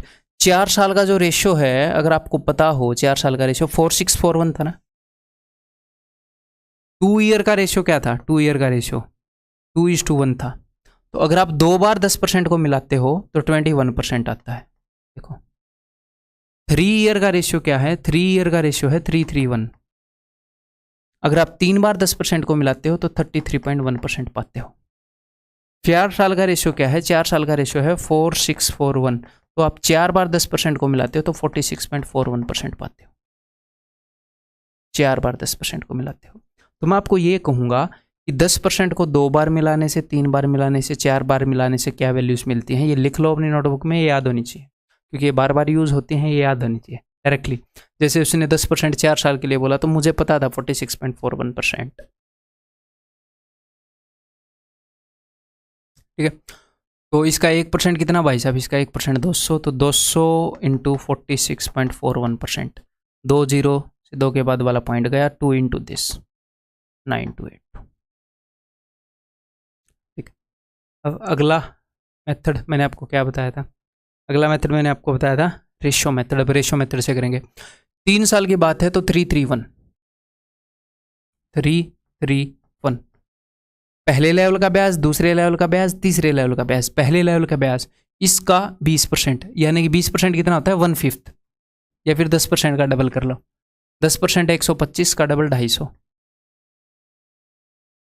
ठीक है ना? ठीक है, अब इसका 20% फिर से 10% 50, तो 10% 25, तो 20% 50। इसका 10% सॉरी 20% 1/5, इसका 1/5 कितना हो जाएगा? 10। ये हो गया जी 750, 150 और 10, 910, इतना ही आया था, याद हो तो आपको। ठीक है, 2 साल का निकालना भाई, तो 2:1, क्या ही दिक्कत है? पहले लेवल का ब्याज इसका 5%, तो 10% 80 हो गया, 5% 90 हो गया भैया। इसका 5%, इसका 10% तो 9 है, 5% 4.5 हो गया, तो 180 और 4.5 184.5। अब आपको लगा होगा कि अरे यार इतना ईजी था, अब तक क्यों क्यों दिमाग पका रहे थे? इतना ईजी था ना। धीरे धीरे आपको पता लग जाएगा। ये रेट देखते ही मुझे पता लग गया, अच्छा 5% है तो ये छोटी रेट है। इफेक्टिव से भी उतना मज़ा आएगा नहीं, पॉइंटों में आएगी। और फ्रैक्शन, मान लो मैं आपको बोलूँ किसी चीज़ को 3% बढ़ाना है, तो आप 103/100 कर दोगे, कितना ही मज़ा आया? कोई मज़ा आया नहीं। तो इस रेशियो मेथड से छोटा पड़ेगा, धीरे धीरे आगे हम समझ जाएंगे। मैं आपको ज़बरदस्ती समझाऊंगा, आपको समझना पड़ेगा, आपकी मजबूरी होगी, इतने क्वेश्चन प्रैक्टिस करवाऊंगा। ठीक है, 4 साल की बात है तो भैया 4 साल का रेशियो 4641। तो इसका 10% पहले लेवल का ब्याज, इसका 10% हो गया 2000। अब इसका 10% 200, अब इसका 10% 20, इसका 10% 2, यहाँ पर हो गया 8000, यहाँ पर हो गया 1200। और ये मेथड जो मैं आपको सिखा रहा हूँ सिर्फ इसलिए नहीं सिखा रहा कि कंपाउंड इंटरेस्ट निकालना ईजी हो जाएगा इनसे, सिर्फ आगे जो क्वेश्चंस आने वाले हैं एंड तक उन सब के अंदर ये लगेंगे, इसलिए इतनी मेहनत कर रहा हूँ। ठीक, ओवरऑल पूरे चैप्टर को आसान बनाएंगे। 9 to 8। ठीक है जी, अगला मेथड मैंने आपको क्या बताया? अगला मेथड मैंने आपको बताया कि कंपाउंड इंटरेस्ट जो है जीपी में होता है। अगर आपको पहले साल का मिल जाए तो अगले साल का भी मिल जाएगा, अगले साल का भी मिल जाएगा। 3 क्वेश्चन है, उस मेथड से भी कर ही लेते हैं।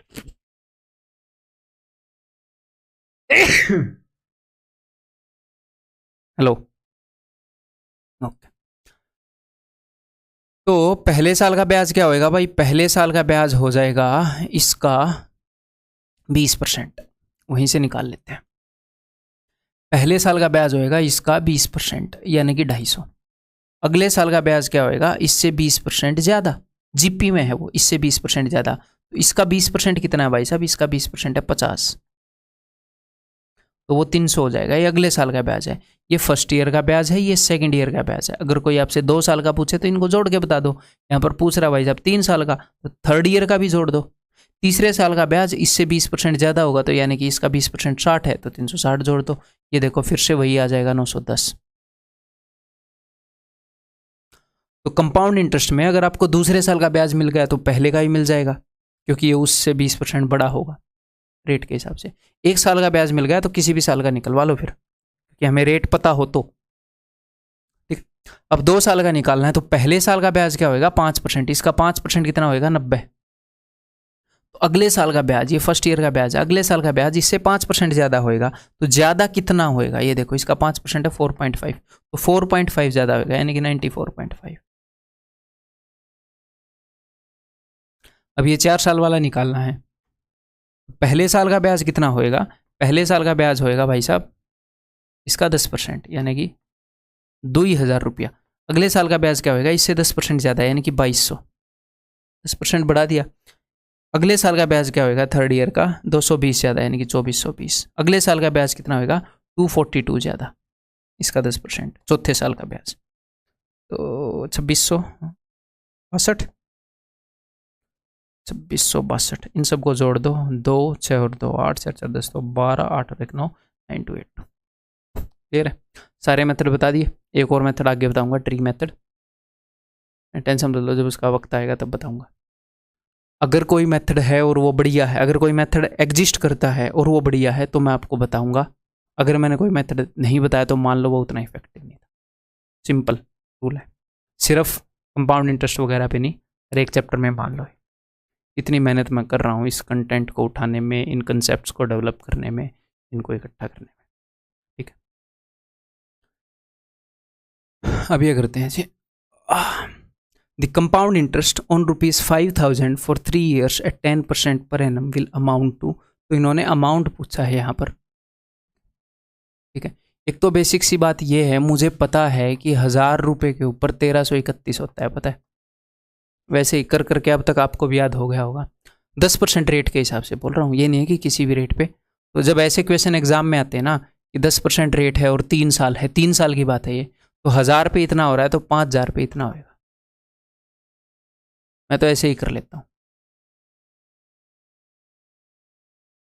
5 एकम 5, 5 3 15, 13 5 65 और 1 66।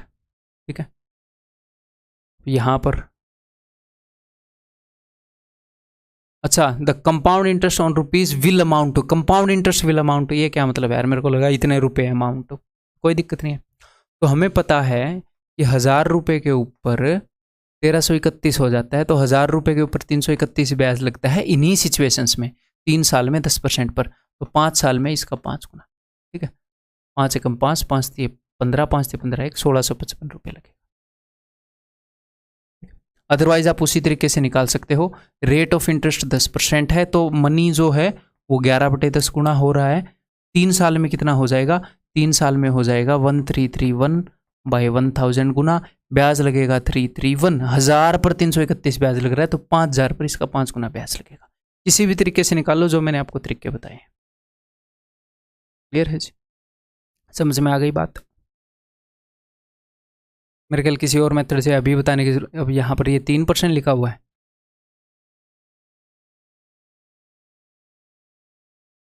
क्लियर है। अब मैं हर एक क्वेश्चन के लिए सारे मेथड रिपीट नहीं करूँगा, मैंने क्वेश्चन सेलेक्ट कर रखे हैं कि कौन से क्वेश्चन किस मेथड से कराने हैं, ताकि धीरे धीरे आपकी समझ बढ़े। ठीक है, what will be the amount if a sum of 10,000 is placed at CI for 3 year while the rate of interest for the first, second and third year is 10%, 5% and 2% respectively। तो क्या पूछ रहे हैं, अमाउंट क्या होगा, compound interest पे रुपये को रखा गया है 3 साल के लिए, पहले दूसरे और तीसरे साल के लिए ये रेट हैं। तो ये क्वेश्चन मैं इसलिए करवा रहा हूँ कि अगर अलग अलग रेट वो दे दे तो घबराने की ज़रूरत नहीं है, सिंपल सी बात है। 10,000 रुपये हैं, पहले साल वो कितने परसेंट बढ़ गए, पहले साल वो 10% बढ़ गए, तो ये लो जी, ये नया अमाउंट हो गया अपना। अगले साल वो 5% बढ़ गए, 5% बढ़ाने के लिए किससे गुणा करते हो, 21/20 से, याद होना चाहिए आपको है। और 2% बढ़ाने के लिए 102/100, यानी कि 51/50 से। अभी आपको ये लगा सर ये तो काफ़ी कैलकुलेटिव हो गया, तो टेंशन मत लो, कैलकुलेशंस को कम करने के लिए हम यहाँ। ठीक है, एक बार इससे कर लेते हैं। 3 0 से 3 0 गई, 5 दूनी 10, ये तो उतना कैलकुलेटिव तो नहीं हुआ जितना मैं सोच रहा था, बट ठीक है। ठीक है, अब 21 से इसको मल्टीप्लाई करूंगा, 21 एकम 21, 21 पंजे 105 और 2 107। अब 11 से मल्टीप्लाई करूंगा, 1 8 7 1 1, ये हो जाएगा 11,781। क्लियर। और एक और काम आप कर सकते हो, उसी तरीके से कर लेते हैं। एक और तरीका बता देता हूँ मैन्युअली इसको करके। 10,000 रुपये हैं तो पहले साल हमने ब्याज लगाया इसका कितना, इसका 10% ब्याज लगाया तो इसका 10% कितना है 1,000 रुपये। तो एक साल के बाद रुपये 11,000 हो जाएंगे। आप ऐसे मैन्युअली निकाल लो, अगर ऐसे छोटी छोटी रेट हैं तो ऐसे भी निकाल सकते हो। अगले साल जो ब्याज लग रहा है वो 5% लग रहा है तो इसका 5%, इसका 10% है 1100, तो 1100 का आधा क्या होगा 550, तो मैंने 5% लगा दिया है। तो दूसरे साल के इस ब्याज के लगने के बाद ये हो जाएगी जी वैल्यू। ठीक है, फिर ब्याज लग रहा है 2%, इसका 1% कितना है, इसका 1% है 115.5, 2 के बाद पॉइंट लगा के आ रहा है।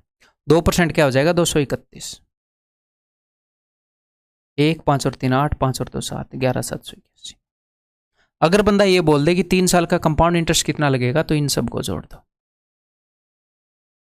ठीक है, 1550, 1781, तो 1781, यानी कि आपको ये निकालने की भी जरूरत नहीं है। अदरवाइज आप डायरेक्टली बता सकते हो कि 10,000 रुपये के 11,781 हो गए तो कंपाउंड इंटरेस्ट 1781 बन गया।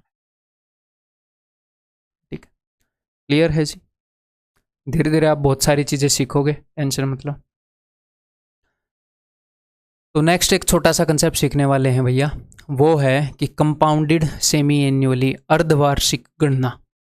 इसका मतलब क्या है, इसका मतलब मैं बता देता हूँ। देखो नॉर्मली क्या होता है, मान लो मैंने अपने दोस्त को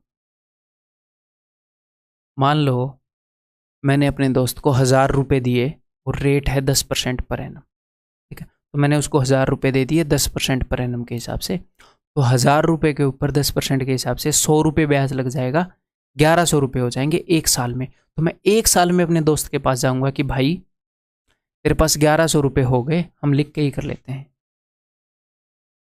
principal is equal to 1,000, rate is equal to 10% per annum. ठीक, तो प्रिंसिपल 1,000 रुपये है, तो एक साल के बाद आफ्टर 1 ईयर 1,100 रुपये हो गए। तो मैं एक साल के बाद उसके पास गया अपने दोस्त के बाद कि भाई आज 1,100 रुपये हो गए तुम्हारे सिर पर, तुमने मेरे को 1,100 रुपये देने हैं, या तो आज 1,100 रुपये दे दो, नहीं तो मैं 1,100 पर ब्याज लगाऊंगा।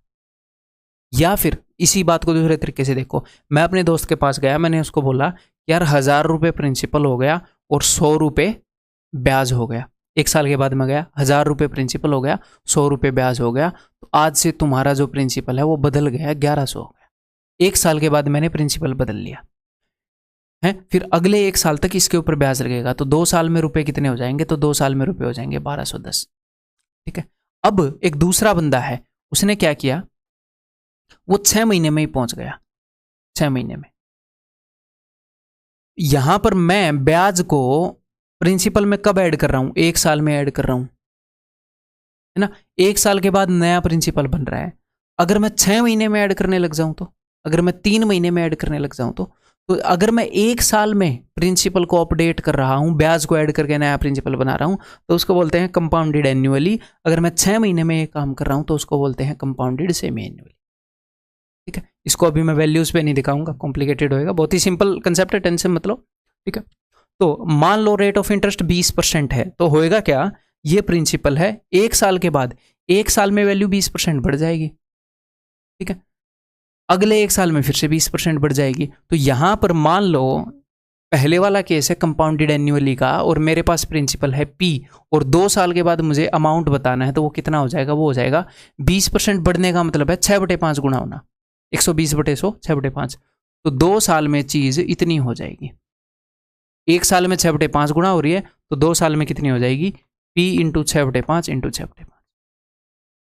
इसका मतलब है कि मैं एक साल के बाद अपने प्रिंसिपल को रिन्यू कर रहा हूं। अब अगर कोई बंदा बोल रहा है कि यहीं पर हमें कंपाउंडेड सेमी एन्युअली करना है, तो इसका सिंपल सा मतलब पता है क्या है, इसका सिंपल सा ये मतलब है कि एक साल में अगर 20% बढ़ रही थी, तो 6 महीने की रेट कितनी होगी, रेट वही है 20% पर एनम। रेट क्या है, 20% पर एनम। पर एनम का मतलब क्या है, सालाना रेट 20% है। अगर आप, अब ये बंदा बोल रहा है कि मैं तो 6 महीने में ही ब्याज को प्रिंसिपल में ऐड करना चाह रहा हूं, मैं इतना वेट नहीं करूंगा, 6 महीने में ऐड करूंगा। बैंक कितने महीने में ऐड करता है, बैंक 6 महीने में ऐड करता है। ठीक है, मैं तो 6 महीने में ही ऐड करूंगा। तो अगर साल की रेट 20% है, तो 6 महीने की कितनी होगी, पूरे साल की 20%, 6 महीने का मतलब हाफ ईयर, तो हाफ ईयर की 10% होगी। तो वो क्या करेगा, वो ये बोल रहा है कि 6 महीने के अंदर मैं 10% मेरी वैल्यू बढ़ रही है और फिर से 6 महीने के अंदर 10% बढ़ जाएगी। अब यहाँ पर कई बच्चों को लगेगा सर बात तो सेम ही है, पूरे साल में 20% बढ़ा लो या 6 महीने में 10%, 6 महीने में 10%। नहीं, ऊपर वाले केस में जो ये 20% ब्याज लगा ये इसी के ऊपर लगा पूरे साल। उसने जब 6 महीने में 10% बढ़ाया तो यहां तक तो बात सेम चली थी, यहां तक तो ब्याज इसी पे लग रहा था, ऊपर वाले केस में भी 6 महीने तक, नीचे वाले केस में भी। अब यहां पर जो ब्याज है वो इस पे लगने लगा। कैसे? देखो मैं आपको बताता हूं। ऊपर वाले केस में ब्याज कितने परसेंट लगा, परसेंटेज में बताओ कितने परसेंट लगा, 20%। नीचे वाले केस में 2 बार 10% सक्सेसिवली। तो इसके ऊपर फॉर्मूला लगा के देखना जरा, 10 और 10 का, के ऊपर 21%। नीचे वाले केस में नेट 21% ब्याज लगा हुआ, ऊपर वाले केस में 20% लगा हुआ है। नीचे वाले केस में ज़्यादा ब्याज लग गया। सर क्यों? क्योंकि नीचे वाले केस में प्रिंसिपल बीच में अपडेट हो गया था, बीच में बढ़ गया था, ब्याज को 6 महीने बाद ही ऐड कर दिया गया। तो सर हम इससे कैसे डील करेंगे? तो आप इससे ऐसे डील करोगे भाई, देखो अगर मैं आपको ये बोलता हूं कि रेट इज 20% पर एनम है, और अगर हम एन्युअली कंपाउंड करते हैं, एन्युअली, ठीक है, और हमें बताना है 2 साल का ब्याज, 2 ईयर्स का कंपाउंड इंटरेस्ट बताना है, तो आपने सिर्फ ऐसे देखना है कि रुपया कितने परसेंट बढ़ रहा है। रुको फिर से मैं बताता हूँ। आपने ये देखना है कि कंपाउंडिंग कितने टाइम की है, एन्युअली यानी कि सालाना की कंपाउंडिंग है, ठीक है। तो सालाना की रेट कितनी है, 20%। और साल साल मतलब 2 साल में, या फिर ऐसे मजे नहीं आ रहे, मजा is not coming, semi annually का बताऊंगा तो मजा आएगा, ठीक है। इसको ऐसे ही कर लेते हैं। तो देखो रेट कितनी है 20%, टाइम कितना है 2 साल, तो रुपया 20% बढ़ेगा कितनी बार, 2 बार, 2 साल है, रेट 20% पर एनम है, तो टोटल नेट रुपया कितना बढ़ जाएगा? अगर आप इसके ऊपर फॉर्मूला लगाओगे तो ये आ जाएगा जी 44%, 44% ब्याज होएगा। अब नीचे वाले केस में ये 1 साल में 20% बढ़ा, अगले 1 साल में 20% बढ़ा। थोड़े से और बेटर डायग्राम से मैं आपको समझा दूं। टोटल जो वक्त है वो 2 साल है, ये फर्स्ट ईयर है, फर्स्ट ईयर में रुपया बढ़ा 20%, सेकेंड ईयर में रुपया, ये नया प्रिंसिपल है, फिर से 20%, तो नेट जो रिजल्ट आया दैट इज 44%। नीचे वाले केस में क्या हुआ, नीचे वाले केस में भाई साहब वो बोल रहा है कि अगर rate of interest 20% per annum है, पर एनम पर ईयर 20% रुपया बढ़ रहा है, तो यहां पर सेमी एन्युअली है, तो मुझे देखना पड़ेगा कि 6 महीने की रेट कितनी है। 6 महीने मतलब कि हाफ, 1 साल का आधा, तो 20 का आधा 10, तो हर 6 महीने के अंदर ये 10% बढ़ेगा। अगले 6 महीने में यहाँ से फिर से 10% बढ़ जाएगा, अगले 6 महीने में फिर से 10% बढ़ जाएगा, अगले 6 महीने में फिर से 10% बढ़ जाएगा। तो कितने परसेंट बढ़ गया? अगर 4 बार 10% बढ़ता है तो आपको मैंने रटवा रखी है क्या या नहीं? रटवा रखी है 46.41, याद कर लो इसको। अगर 4 बार 10% बढ़ रहा है तो 46.4%, तो ऊपर से ज़्यादा ब्याज लग गया कि नहीं? 4 बार 10% बढ़ रहा है तो हम ऐसे करेंगे 21%, 21%। क्लियर? समझ में आ गई बात? अगर आपने फ्रैक्शंस यूज करनी है तो ऊपर आप क्या देखोगे, ऊपर आप ये देखोगे कि भैया अब ध्यान से सुनिएगा कि रुपए को 20% बढ़ाना है, 20% पर एनम की रेट से बढ़ाना है, और हमने जो बढ़ाना है उसका हिसाब किताब सालाना है, सालाना बढ़ाना है। तो कितने, मतलब कि साल में एक बार बढ़ाना है, साल में एक बार। एन्युअली का क्या मतलब है? साल में एक बार। टाइम है 2 साल, तो 2 साल में कितनी बार बढ़ाओगे? 2 बार। तो 2 बार 20% बढ़ाने का मतलब है रुपया इतने गुणा हो गया। अगर सेमी एन्युअली है तो हमने रुपया को सेमी एन्युअली बढ़ाना है, यानी कि हर 6 महीने में बढ़ाना है। अगर साल की रेट 20% है तो 6 महीने की रेट 10% है, तो हर 6 महीने में 10% बढ़ाना है। फिर आपने पता क्या देखना है कि ठीक है हर 6 महीने में रुपया 10% बढ़ेगा, अब हमारा जो टाइम पीरियड है उसके अंदर 6 महीने कितनी बार आएंगे? 2 साल में कितनी बार आते हैं 6 महीने? 1 साल में 2 बार, तो 2 साल में 4 बार, 4 बार 6 महीने का पीरियड आएगा, 4 बार 6 महीने पूरे पूरे हो जाएंगे 2 साल में। तो यानी कि अच्छा 4 बार 10%, तो 11/10 ऐसे 4 बार होएगा। फ्रैक्शन में ऐसे डील करेंगे, ठीक है, हम ये देखेंगे कि जितने टाइम में हमें कंपाउंड करना है, जो सेमी एनुअली है, 3 मंथ है, जो भी है, डजंट मैटर, उसकी रेट कितनी है और वो टाइम हमारे टाइम पीरियड में कितनी बार आ रहा है, 6 महीने कितनी बार आ रहे हैं। ठीक है, अगर यहां पर बंदा आपको ये बोल देगा कि मैं तो 2 साल में कंपाउंड करूंगा, ये 6 महीने में कंपाउंड कराइए 1 साल में, मैं तो 2 साल में कंपाउंड करूंगा, तो क्या करोगे, 2 साल में कंपाउंड करेगा, 1 साल की रेट 20% है तो 2 साल की 40% हो जाएगी, तो बस 40% हो जाएगा ब्याज। 2 साल में एक बार ही कंपाउंड करेंगे, एक बार 40% निकालें। ठीक, तो ये इस डायग्राम को समझ गए आप कि या तो आप चीज को 2 बार 20% बढ़ा दो, या तो नहीं, सॉरी, ये 2 अलग अलग चीजें हैं। कंपाउंडेड एन्युअली का मतलब है कि चीज को 2 बार 20% बढ़ाना। ठीक है, सेमी एन्युअली का मतलब है कि चीज को 4 बार ऐसे 10% बढ़ाना। दोनों में ब्याज अलग अलग आएगा, दोनों को हैंडल कैसे करना है मैंने बता दिया। अब इक्वेशन करते हैं, हम कौन से मेथड से करेंगे, कैसे करेंगे देख लेंगे, सारे मेथड नहीं लगाऊंगा। ठीक है, देख लेंगे। Find the compound interest for the values given below compounded semi annually. यहाँ पे अब देखो, कंपाउंडेड सेमी एन्युअली है, यानी कि हर 6 महीने में कंपाउंड करना है। ठीक है, तो 1 साल के अंदर 6 महीने कितनी बार आएंगे, 2 बार आएंगे। 1 साल के अंदर 6 महीने कितनी बार आएंगे, 2 बार आएंगे। ठीक है, ये रेट जो है ये पर एनम की रेट गिवन है। ठीक है, अगर 1 साल की रेट 20% है तो 6 महीने की 10% होगी, 6 मंथ की रेट 10% होगी। तो हर 6 महीने में रुपए 10% बढ़ेंगे और 6 महीने 2 बार आ रहे हैं, यानी कि हमने चीज को 2 बार 10% बढ़ाना है। 2 बार 11/10 इंटू 11/10 करना है। कंपाउंड इंटरेस्ट निकालना है, तो डायरेक्टली कंपाउंड इंटरेस्ट ही निकालते। तो 2 बार अगर 11/10 हो रही है चीज, तो 100 रुपए से 121 हो जाएगी। ब्याज कितना लग रहा है, 2100 पर।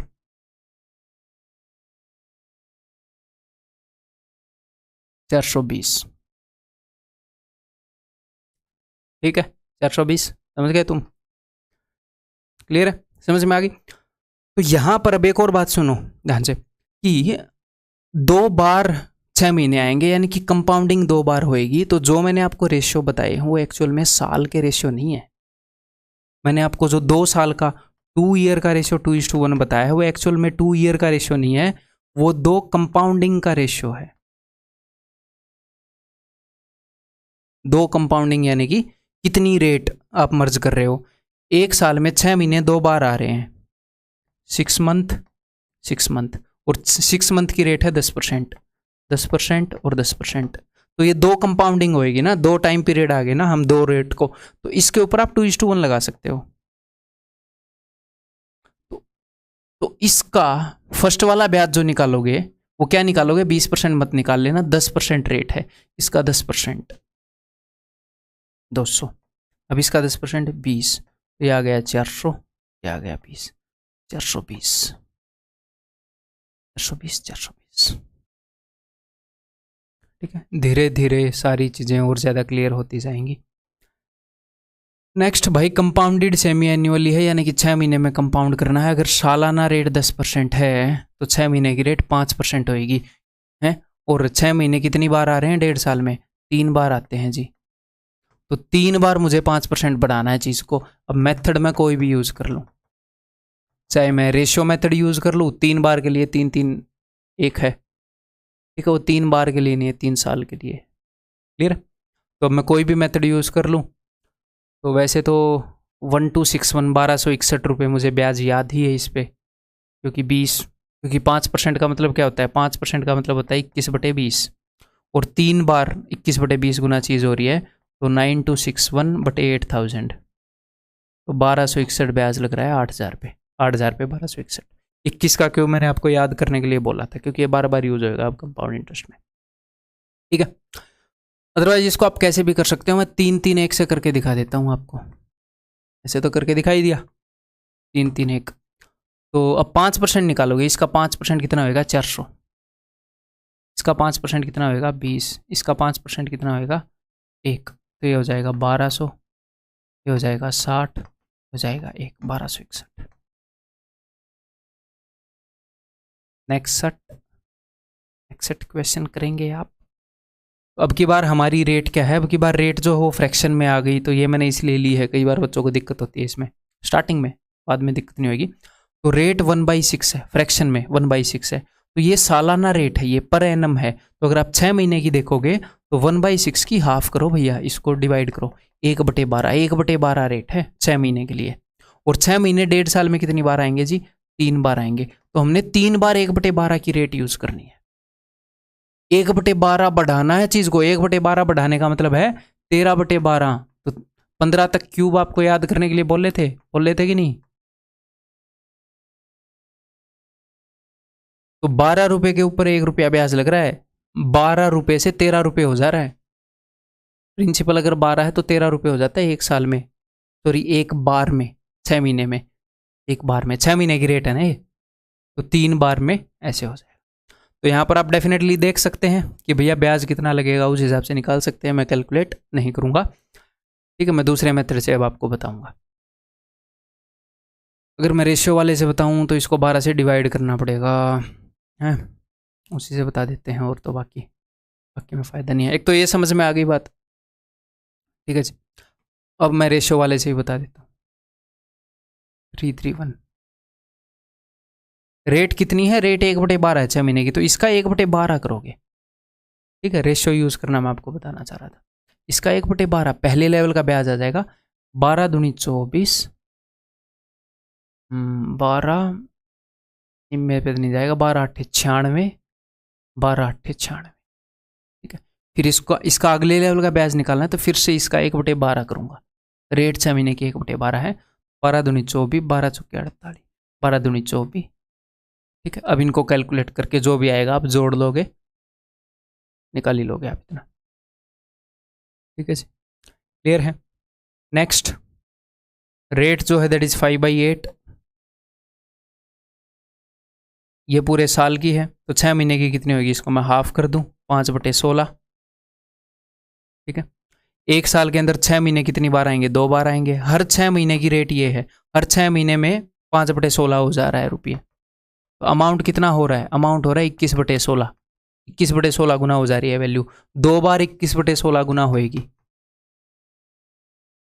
तो 441/256। तो देख लो ब्याज कितना, 11 में 6 गए 5 है, और ये कितना हो गया 3, 13 में 5 गए 8, 3 में से 2 गए 1, 185/256।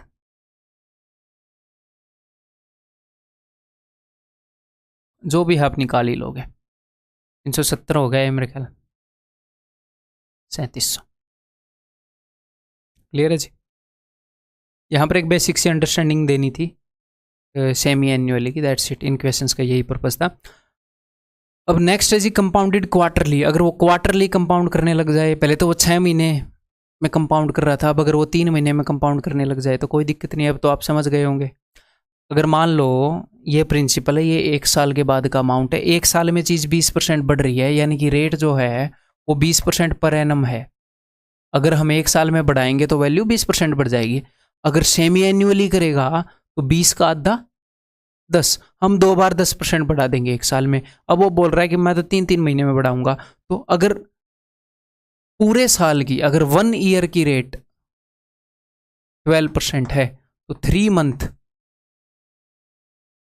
है, यानी कि 1/4 ईयर, साल के चौथे हिस्से की रेट 5% होगी, तो वो 5% बढ़ता रहेगा हर 3 महीने में, हर 3 महीने में बढ़ता रहेगा। जो भी हमें टाइम पीरियड देख रखा है, हम देख लेंगे कि 3 महीने उसमें कितनी बार आते हैं, और हम उतनी बार 5% बढ़ा। अभी कुछ बंदों के मन में डाउट आएगा कि 3 महीने मान लो 2 बार आए, 3 बार आए, 2.5 बार आ गए, तो वो क्वेश्चन हम आगे करेंगे, टेंशन मत लो, ठीक है, क्लियर, बाद में करेंगे, पहले एक बार ये देखो। The compound interest on 1200 for 9 month at 20% per annum, interest being compounded quarterly. अगर क्वार्टरली कंपाउंड किया गया है तो भैया रेट अगर 20% पर एनम है, अगर 12 महीने की रेट 20% है, तो 3 महीने जो कि इसका 1/4 है उसकी रेट 5% होएगी। हर 3 महीने में 5% बढ़ाऊंगा, और 9 महीने के अंदर, 9 मंथ्स के अंदर कितनी बार आ जाएंगे, 3 महीने, 3 बार आ जाएंगे, तो मैं 3 बार 5% के हिसाब से मुझे ब्याज लगाना है। अब मैं किसी मेथड से निकाल लूँ, मैं 5% की फ्रैक्शन यूज़ करूँ 21/20, मैं परसेंटेज निकाल लूँ 5%, 5%, 5% का कंबाइन करके, ठीक है, या मैं 3-3-1 का रेशियो यूज़ करके करूँ, मैं कंपाउंड इंटरेस्ट जीपी में है उस मेथड से करूँ, मैं किसी से भी करूँ फ़र्क नहीं पड़ता, ठीक है। 3 बार 5-5% का ब्याज निकालना है, ठीक है, तो मैं 3-3-1 वाले रेशियो से कर लूँ, 3-3-1 वाले से, देख लो अगर आप बोलोगे तो, है मजाक कर रहा हूँ, आप मत बोलो चाहे करेंगे भाई। तो इसका 5% कितना है, इसका 5% है 600, 3 बार कंपाउंडिंग कर रहे हैं ना, तो 3 बार का रेशियो क्या है 331, तो 331 सबसे पहले लेवल का ब्याज उसका 5% 600, इसका 5% कितना होएगा भाई 30 है, और इसका 5% कितना होएगा 1.5, ये हो गया 1890 1.5 1891.5, ठीक है। तरीका नंबर 1 रेशियो का, तरीका नंबर 2 5% की फ्रैक्शन है तो यानी कि 21/20 का क्यूब, इतने गुना हो जा रही हैं चीज़ें, 9261/8000 इतने गुना हो जा रही हैं, तो ब्याज लग रहा है 1261, तो ब्याज कितना है 1261 आउट ऑफ 8000 इंटू में 12000, ये आप निकाल ही लोगे, 4 दूनी 8 4 3 12 निकल ही जाएगा। इस मेथड से भी निकाल सकते हैं, 3 बार 5% की कंबाइंड परसेंटेज निकाल के भी निकाल सकते हो, ठीक है, क्लियर है। Compound interest on ₹10,000 in 2 years at 20% per annum, अगर 1 साल की रेट 20% है तो interest being compounded half yearly compound हो रहा है। अगर 12 महीने की रेट 20% है भाई साहब, तो 6 महीने की हमारी रेट जो है वो 10% हो जाएगी, ये क्लियर है, ओके जी। तो 6 महीने में हमें 10% बढ़ाना है, और 2 ईयर्स के अंदर 6 महीने कितनी बार आएंगे 4 बार आएंगे, 4 बार, तो हमें 4 बार 10% बढ़ाना है, तो 10% अगर 4 बार हो तो उसको क्लब करके क्या मिलता है 46.41%, बता चुका हूँ कि नहीं बता चुका हूँ, किसका 46.4%, 10,000 का, तो 10,000 का 1% कितना है 100, 2 जीरो से 2 के बाद वाला पॉइंट गया 4641 इज द आंसर, ठीक क्लियर है, समझ में आ गई बात।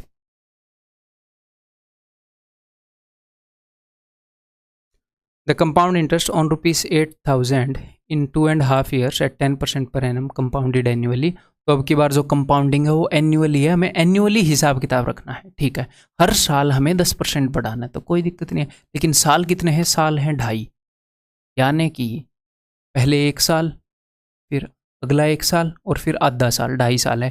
पहले 1 साल में रुपया कितना बढ़ेगा 10% बढ़ेगा, अगले 1 साल में कितना बढ़ेगा 10%, अब आगे पूरा साल तो है नहीं, आधा साल है, तो आधे साल में 5%। जब आपको पूरा वक्त ना मिले तो जितना भी वक्त मिला उसके हिसाब से देख लो कि कितने परसेंट रेट है। अगर साल का चौथा हिस्सा होता तो 10% का चौथा हिस्सा, तीसरा हिस्सा होता तो तीसरा हिस्सा, जितना भी रेट मिला जितना भी वक्त मिला उसके हिसाब से रेट देख लो, आधा साल मिला तो आधे साल की रेट। तो वैल्यू को 3 बार बढ़ाना है, 10%, 10%, 5%। तो अब मेरी बात को ध्यान से सुनो, 2 बार का रेशियो क्या है, 2 बार का रेशियो है 2:1, 3 बार का रेशियो क्या है, 3 बार का रेशियो 3:3:1, 4 बार का रेशियो 4:6:1। तो यहां पर आप रेशियो नहीं लगा सकते, क्यों, क्योंकि ना तो ये 2 बार है ना ये 3 बार, ये 2.5 बार है, ये 2.5 साल है, या तो 2 कंपाउंडिंग पूरी हो, या 3 कंपाउंडिंग पूरी हो, या 4 कंपाउंडिंग पूरी हो, ये पूरी कंपाउंडिंग के लिए है, तो रेशियो मत लगाना है इसी जगह, और कोई भी मेथड लगा लो। सर और कौन सा मेथड लगाया, अभी लगाते हैं, सारे मेथड से करते हैं। सबसे पहला मेथड क्या बताया था, फ्रैक्शन का, फ्रैक्शन से करते हैं। कोई चीज़ जब 10% बढ़ती है तो वो 11/10, पहले साल 10% रेट रही, अगले साल 10% रेट रही, अगला जितना भी टाइम मिला, हमें साल से मतलब नहीं है, चीज़ 5% बढ़ गई तो 21/20 गुना हो गई, तो इतनी हो गई, इतने गुना हो गई वैल्यू। देख लेते हैं, हमें निकालना क्या, कंपाउंड इंटरेस्ट निकालना है ना, कंपाउंड इंटरेस्ट, तो मैं यहीं पर हिसाब किताब कर देता हूँ। नीचे आया 2000, ऊपर यहाँ पर है 121, 21 × 21 441, 4 कैरी, 21 और 4 25। मैंने कैसे गुणा किया मैं आपको बता देता हूँ। देखो भाई, आप करोगे 21 1 कम 21, मैं करता हूँ, अगर मुझे 2 डिजिट तक की गुणा मालूम है ईजिली तो मैं 2 प्लेस ही उठा लेता हूँ। 21 × 21 क्या होता है 441। अगर आपने 2 प्लेस तक उठा लिया है तो 2 प्लेस फिल करने होते हैं, 41 मैंने फिल कर दिया, 4 कैरी आ गया, 21 एकम 21 और 4 25। जितने प्लेस तक आप गुणा कर रहे होते हो उतने ही फिल करने होते हैं। तो ये चीज़ पता है, हमारे स्कूल में नहीं सिखाई जाती, मुझे भी नहीं सिखाई, वो ऐसे ही प्रैक्टिस कर करके आ गई है। एक दिन मैं ऐसे कर रहा था, वो जीरो जब होती है तो 2 हम रख देते हैं ना, जब जीरो होए तो मान लो यहाँ पर कुछ भी है 14, 14 8 112, तो ऐसे 12 रख देते हैं ना हम, जीरो हो तो 2 डिजिट में, यार एक हिसाब से 2 डिजिट से गुणा हो गई। फिर मैंने इस मेथड को एनालाइज किया, फिर पता चला कि हाँ ये मामला है, फिर अंडरस्टैंडिंग उसके पीछे की पता लगी गई। 541 तो 2000 के ऊपर 2541, 541 ब्याज लगा 2000 के ऊपर, तो ये ब्याज है भाई 8000 के ऊपर कितना ब्याज लग जाएगा, 2000 का 4 गुना लग जाएगा। ठीक है, 4 एकम 4, 4 चौके 16, 4 5 20 और 21, 2164। ये मैं ये नहीं बोल रहा कि यही मेथड है, फिलहाल हम मेथड्स की प्रैक्टिस कर रहे हैं, धीरे धीरे हम बेस्ट मेथड यूज करने लग जाएंगे। हमारा एम ये नहीं है कि स्टार्टिंग से हम जिस क्वेश्चन के हिसाब से जो मेथड बेस्ट है वो यूज करें, नहीं, हमारा एम है कि फाइनली मैं आपको ऐसा तैयार करूं कि आप बेस्ट मेथड यूज करने लग जाओ। उसके लिए अंडरस्टैंडिंग डेवलप होनी जरूरी है। तो हमने फ्रैक्शन यूज कर ली, ठीक है जी। अब क्या कर सकते हो, आप परसेंटेज को भी क्लब कर सकते हो, कोई दिक्कत नहीं है। जैसे ये 2% तो आपको डायरेक्टली याद है, तो मैं 3 वाला फॉर्मूला भी मैं यूज नहीं करूंगा, इन 2 का तो डायरेक्टली याद है ना, तो इन 2 को मर्ज कर लेते हैं। 21 और 5 26 प्लस 21 इंटू 5 105/100 यानी कि 1.05, तो 27.05% ब्याज लगेगा। किसका भाई साहब, 8000 का, तो 8000 का 1% है ये, बस खत्म बात। 2 5 2 चौके 5, 5 5 25, 5 चौके 20, 5 एकम 5, 541 इंटू 4, वही उत्तर आ जाएगा। क्लियर? और किस मेथड से कर सकते हैं सर? और आप कर सकते हो भाई, मैन्युअली निकालते रहो। एक और मेथड मैं बताना चाह रहा हूँ, वो उतना ज़्यादा फिलहाल यूज़ करने की वैसे ज़रूरत है नहीं, बट मैं फिर भी बता देता हूँ। देखो, फर्स्ट ईयर का ब्याज निकालो कितना है, वो जीपी वाला मेथड। फर्स्ट ईयर का ब्याज कितना होएगा, फर्स्ट ईयर का ब्याज होएगा भाई 10% निकाल रहे हैं ना हम 8000 का, तो 8000 का 10% 800। सेकेंड ईयर का ब्याज कितना होएगा, सेकेंड ईयर का ब्याज होएगा इससे 10% ज़्यादा, यानी कि 80 रुपये ज़्यादा, यानी कि 880।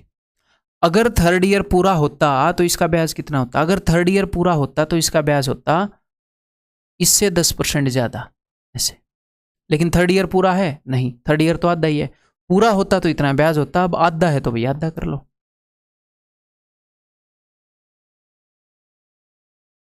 तो हो जाएगा 484।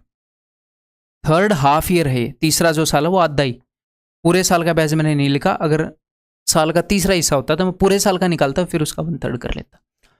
4 8 और 8 16, 1 8 8 16 और 20 2164, ऐसे भी आप कर सकते हो। ठीक है,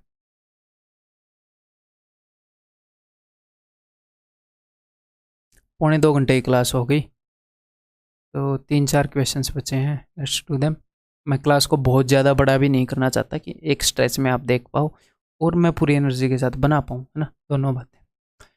ए सर्टेन सम अमाउंट्स टू, एक किसी सम का अमाउंट इतना हो गया at 15% per annum in 2/5 years, interest compounded yearly, the sum is, तो सम कितना है।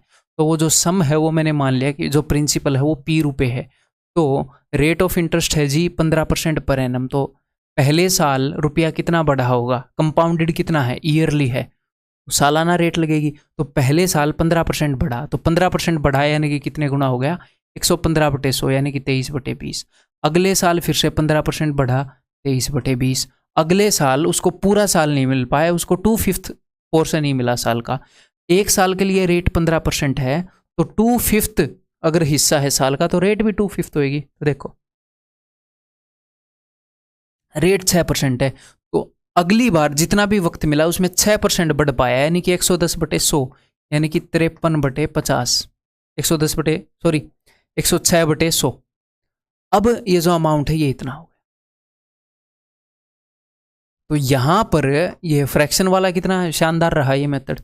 अब इसकी काटा पीटी कर लेंगे। काटा पीटी थोड़ी सी मुश्किल है 53 से, बट बाकी मेथड से ठीक है, ये यहाँ पर ठीक सूट हो रहा है। ठीक है, काट लें अब।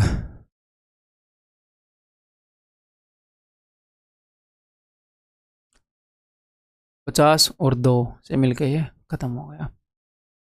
ठीक है, 23, 23 से कम 23, 190, 23 8 184, 6 और 5, 23 दूनी तो 195, 23 8 23 5। ठीक, धीरे धीरे प्रैक्टिस के साथ। और मैं कर क्या रहा हूँ वो भी मैं बता देता हूँ। अगर इसमें करूँगा तो हाँ देखो, इसमें भी मैं कर रहा हूँ। जैसे 23 8 184, 8 पर 184, तो मैं 8 की बजाय 7 लिखूंगा। और मुझे पता है 184 अगर होता, मतलब 184 से 2 कम है, तो 23 से 2 कम 21 बचेगा। पुराने वाले नंबर से 21 याद आएगा। अब आगे उठाया 8, 23 निम्न 207, बच गया कितना 11, 23 पंजे 115। ये 795 ऊपर है। अब इस 53 का भी कुछ ना कुछ गुणा ये होएगा ही। 53 एकम 53 बच गया, 9 में 3 गए 6, 7 में 5 के 2, 5 5 से 15, 5 26, 5 पर गया।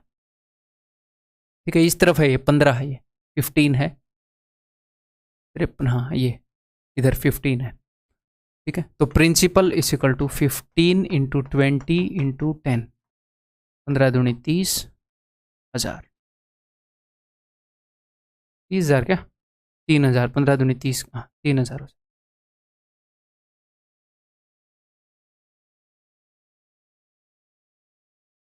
ठीक है जी, क्लियर है। ये क्वेश्चन करो भाई। What is the compound interest on a sum of 12,600 for 1.5 year at 20% per annum if the interest is compounded half yearly? जो इंटरेस्ट है वो हाफ ईयरली कंपाउंड हुआ, तो अगर पूरे साल की रेट 20% है तो हाफ ईयर की रेट 10% होएगी है। और टाइम है 1.5 साल, यानी कि 3 बार 6 महीने आ जाएंगे। 3 बार हमने 10% निकालना है, तो आप कैसे भी निकाल सकते हो। रेशियो यूज़ कर लेते हैं 3 3 1 है ना, 3 बार 10%। और आप एक और तरीके से कर सकते हो, 3 बार 10% मैंने आपको बता रखा है। 10% 2 बार क्या होता है याद होना चाहिए 21%। 10% 3 बार मैंने बताया ना, बार बार यूज होता है 10%, 33.1% है। ये प्रॉफिट एंड लॉस परसेंटेज सब जगह बार बार यूज होता है 10%। 10% 4 बार, अगर 4 10% के सक्सेसिव चेंज को कंबाइन करते हैं 46.41%। ठीक है, तो 3 बार 10% अगर सक्सेसिव चेंज हम कंबाइन कर रहे हैं तो ब्याज 33.1% लगेगा। किसका, इसका 1% कितना है ये, तो ये आप डायरेक्टली एग्जाम में इतना लिखोगे और फिर सॉल्व कर लो।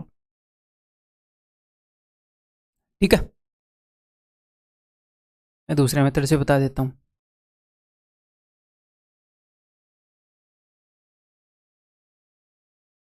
अब करते हैं भैया, 3 बार की बात है तो 331 का रेशियो हम यूज़ कर सकते हैं। ठीक है, 3 बार पूरी कंपाउंडिंग है, 3 बार 6 महीने पूरे हैं तो हम यूज़ कर सकते हैं।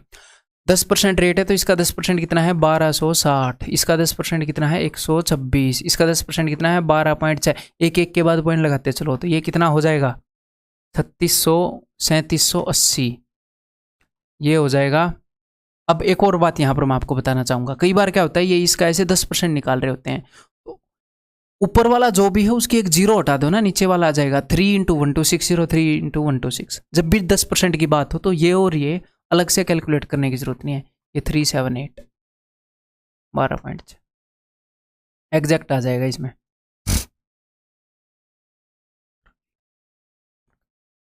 4170.6, 4171। और जब भी वो निकटतम पूछ रहा है, अप्रोक्सीमेट पूछ रहा है, नियरेस्ट पूछ रहा है, तो यूनिट डिजिट मत मैच करने लग जाना। अप्रोक्सीमेट में यूनिट डिजिट क्या मैच करोगे। अब ये 4170.5 से बड़ा हुआ तो 1 आ गया, छोटा होता 0 आ जाता। और यूनिट डिजिट तो ये है 6 एक्चुअल में। यूनिट डिजिट मत मैच करना कभी भी अप्रोक्सीमेशन के अंदर। What is the compound interest on a sum of 7,200 for 2/5 years at 20% per annum? Interest compounded yearly, अगर ईयरली कंपाउंड हो रहा है तो कोई दिक्कत नहीं है। जो रेट है वो 20% है, 2 साल पूरे हैं, तो यानी कि 2 बार तो 20% ब्याज लग ही रहा है। अगली बार पूरा साल नहीं है, 2/5 टाइम है, तो देख लेते हैं कितने % लगेगा। 8%। अब इसको किसी भी तरीके से कर लो, वैल्यू को 2 बार 20% बढ़ाना है और 1 बार 8% सक्सेसिवली। परसेंटेज वाले तरीके से मर्ज करके देख लो ब्याज कितना लगेगा। रेशियो वाले से कर सकते हो? नहीं कर सकते। रेशियो वाले में क्या होता है, तीनों रेट बराबर होनी जरूरी है, 10-10-10, 5-5-5 ऐसे रेशियो वाले। ठीक, कंपाउंडिंग पीरियड सेम होना जरूरी है, सेम रेट होनी जरूरी है। ठीक है, तो कैसे भी कर लेंगे, हमने कंपाउंड इंटरेस्ट बताना है ना। ठीक है भाई, करते हैं, क्या करें, मजबूरियाँ करना पड़ेगा। मैं 2 मेथड से करने की सोच रहा हूँ, दोनों मेथड से आपको करके बता देता हूँ, है ना। परसेंटेज वाले से तो मैं करूँगा नहीं, तो नंबर 1 मैं फ्रैक्शन वाले से कर रहा हूँ। 6/5 इंटू 6/5 8% है, 108/100। अगर मैं 4 से काटूंगा तो 27/25, तो नीचे आ गया 625, 25 और 25। ठीक है, ये हो गया 27 6 6 7 42, 6 दूनी 12 और 4 16। ठीक है, फिर से 6 से 6 दूनी 12, 16 6 96 और 1 97। तो ब्याज कितना लग गया भाई, 12 में 5 गए 7, 6 में 2 गए 4, 9 में 6 गए 3, 347 रुपीज़ ब्याज 625 पर, 347/625। लेकिन ये उतना मज़ेदार मेरे ख्याल नहीं रहेगा, कोई दिक्कत नहीं है। 25 से 25 पर 25 चौके, फिर मैं 25 से मुझे काटना पड़ेगा, बट कोई नहीं। तो भाई 9 इंटू 8, ये वैसे ऐसे कैलकुलेटिव हो गया, बट ठीक है, अभी मेरे ख्याल ये तो आप कर ही लोगे वैसे, है ना। मैं टाइम वेस्ट नहीं करना चाह रहा, ये 25 से आप डिवाइड करोगे एंड उसके बाद कर लोगे। ये ऐसे कैलकुलेटिव हो गया फ्रैक्शन में, इतना हमें पता लग गया, और धीरे धीरे प्रैक्टिस के साथ हमें पता लगे, मतलब कि आपको। तो यहाँ पर अब हम कौन सा मेथड यूज़ करेंगे, यहाँ पर हम मेथड यूज़ करेंगे CI/GP में होता है वो वाला मेथड, वो काफ़ी इजी रहता है इन क्वेश्चंस के लिए। पहले साल का CI कितना होएगा, पहले साल का CI है इसका 20%, इसका 20% कितना है 1440। अगले साल का जो CI है वो होएगा इससे 20% ज़्यादा, तो इससे 20% ज़्यादा यानी कि +288। तो कितना हो गया 8, 8 और 4 12, 14 और 2 16 और 1 17। और जो थर्ड ईयर ये पूरा नहीं है, अगर थर्ड ईयर पूरा होता तो इसका CI होता 1728 इंटू 6/5, 20% ना। इसका 8% मत निकालना, यहाँ पर बंदे इसको 8% बढ़ा देते हैं। CI जब GP में होता है तो वो GP का मतलब ये है कि वो हर एक बार 3 गुना, हर एक बार 3 गुना, हर एक बार 3 गुना हो रही है, हर एक बार सेम रेट यूज हो रही है। ये नहीं है कि 20% फिर 8%, 20% ही बढ़ाना है। लेकिन वक्त कितना था इसके पास, 2/5 था। ये पूरे साल होता तो इतना होता, 2/5 तो इतना। क्लियर है। वैसे इसमें भी कैलकुलेटिव हो ही रहा है, बट अब क्या ही करें, एक्चुअली क्वेश्चन है यार, ऐसे तो ये इससे भी कैलकुलेटिव हो रहा है, फिर क्या हम मैन्युअली निकालेंगे, मैन्युअली ही निकालना पड़ेगा। कभी कभी ऐसे क्वेश्चन भी आते हैं। ठीक है, चलो फिर अभी इससे कर ही लेते हैं पहले तो। 6 दूनी 12, 12 8 96, 9 12 दूनी 24 और 9 33, 3 12 7 83 और 3 87, 8 12 कम 12 और 8 20 बटे में है 25, तो 25 8 200 उतार लिया, 7 बच गया 3 उतार लिया है ना, 25 दूनी 50, तो बच गया 236, 25 में 225 पॉइंट समथिंग, उनको इग्नोर करो और इन सबको छोड़ दो। 9 और 8 17, 1 4 और 4 8 और 1 9, 8 और 4 12 और 7 19, 1 3997, दैट इज ऑप्शन डी। ठीक है, मतलब मज़ा नहीं आया, और कभी कभी क्वेश्चन ऐसे होते हैं वो एक्चुअल में कैलकुलेटिव होते हैं, किसी भी मेथड से कर लो, तो ये भी नहीं सोचना कि ये मेथड हमें कैसे स्ट्राइक होएगा। हो सकता है अब हम मैन्युअली इसको 1-1 साल का करें तो ये इजीली हो जाए, बट कई बार क्वेश्चन होते हैं जो होते हैं कैलकुलेटिव, वो टाइम ले लेंगे आपका। एग्जाम में हमें रिसर्च करने का वक्त नहीं होता ना, बट हमने करना क्या है कि 95% क्वेश्चंस हमें देखते ही पता लग जाएगा कि हाँ ये इस मेथड से होएगा, एक बार प्रैक्टिस करने के बाद। फिर आगे बढ़ जाएं। तो भैया आगे कंसेप्ट लेक्चर 2 के अंदर मैं आपसे मिलता हूँ। अगर कोई भी कन्फ्यूज़न रह गया है मेथड्स को समझने में, मेथड आपस में मिल रहे हैं क्योंकि मैंने कई मेथड बता दिए हैं, इसी लेक्चर को एक बार फिर से देख लो, फिर भी कन्फ्यूजन हो जाए तो भी टेंशन मत लो, फिर आगे बढ़ जाओ, कंसेप्ट लेक्चर 2 देखो, 3 देखो, जब पूरा एक बार इंटरेस्ट से आप गुजर जाओगे फिर आपको समझ में आ जाएगी। ये तो शुरुआत है, काफ़ी इंपॉर्टेंट टॉपिक है और काफ़ी कंसेप्चुअल तरीके से मैं आपको ये करवाने वाला हूँ, और वही मैंने शुरुआत की है, तो थोड़ा सा चैलेंजिंग लगने के चांसेस हैं। ओके।